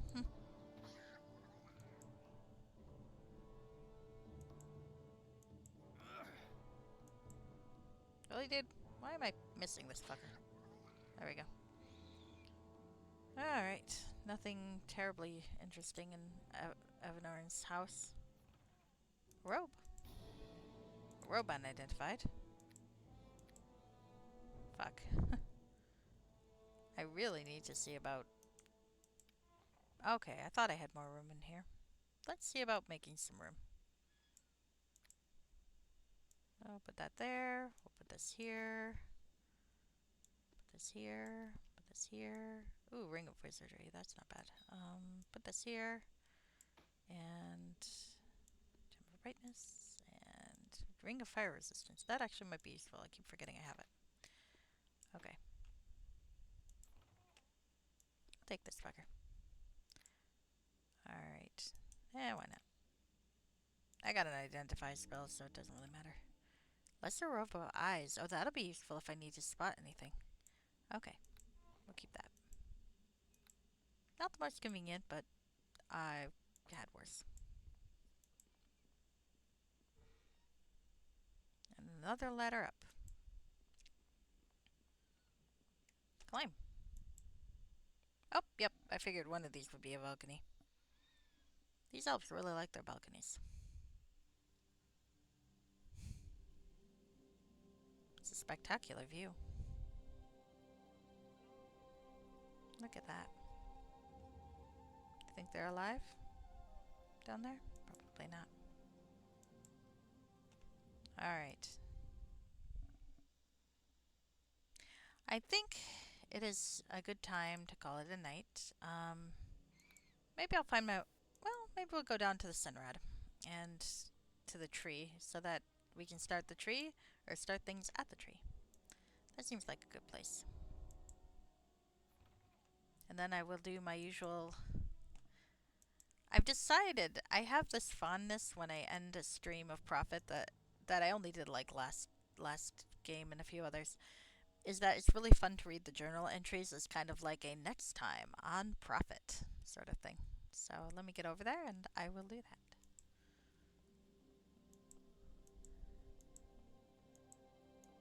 Alright, back to the Senrad and all the soulless people. Shall we talk to one and see if they're any better? No, I don't think so. It's just a little depressing.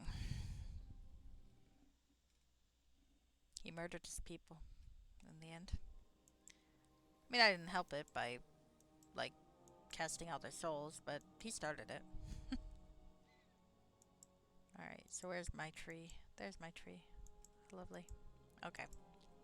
So, I'm gonna save here. Actually, I think this title still works because we're going somewhere else to be an amateur archaeologist. And let's read my journal entries and call it a night.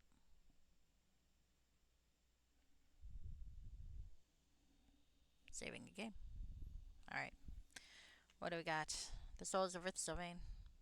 Yep, we already did that. Destroyed him. Lord Evanorn. I can use the Salanthier to follow Lord Evanorn to Imreth Ardwyn. Must take it to the enchanted tree in the great hall of the Sinrad. I can then open the portal by touching the tree. My old friend Larian Talangrath now stands at my side once again. He's been following us hidden in shadow since we set off from the vigil. He meant to stop me from meeting my fate, but when he saw Isandra set into motion her cruel plan, he came to my rescue. Perhaps deep inside his wounded heart, he still cares for his old friend. It is a light of hope in a dark winter. There is ours the answer. I am certain of it. This is what Lord Evanorn believed, and why he left to search for their ancient kingdom, Imreth Ardwyn. It is there, somewhere in the northern lands. I must find its timeless ruins, and therein find the final answer to my destiny. I am awake. At last, the nightmares are over. Through some powerful magic, I have returned to the physical world. My body has been reconstructed somehow, and my soul returned. While I traveled through the dreams of others, 100 years have passed in the waking world, a century of sorrow, and now comes the end of days. This is what I've foreseen, what all the prophets have foreseen. The world is ending, unless I find a way to defeat fate. Alright, so, next time. I'm not sure if I'll be streaming tomorrow or Monday night, but either way. I'll see you soon, I hope. Thank you for hanging out. Let's see who we can raid. I'm sure there are fun people still on. I was watching Dove before, but Dove might be close to the end of their stream if they're not done already. Um,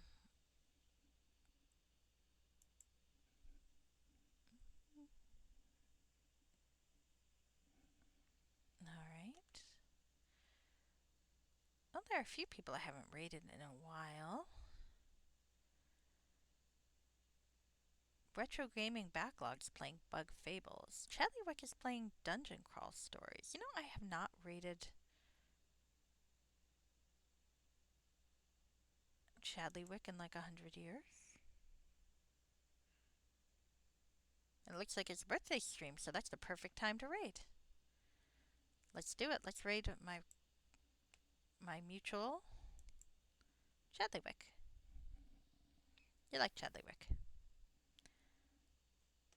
Oh goodness, they changed the raid thing relatively recently, the interface, I think.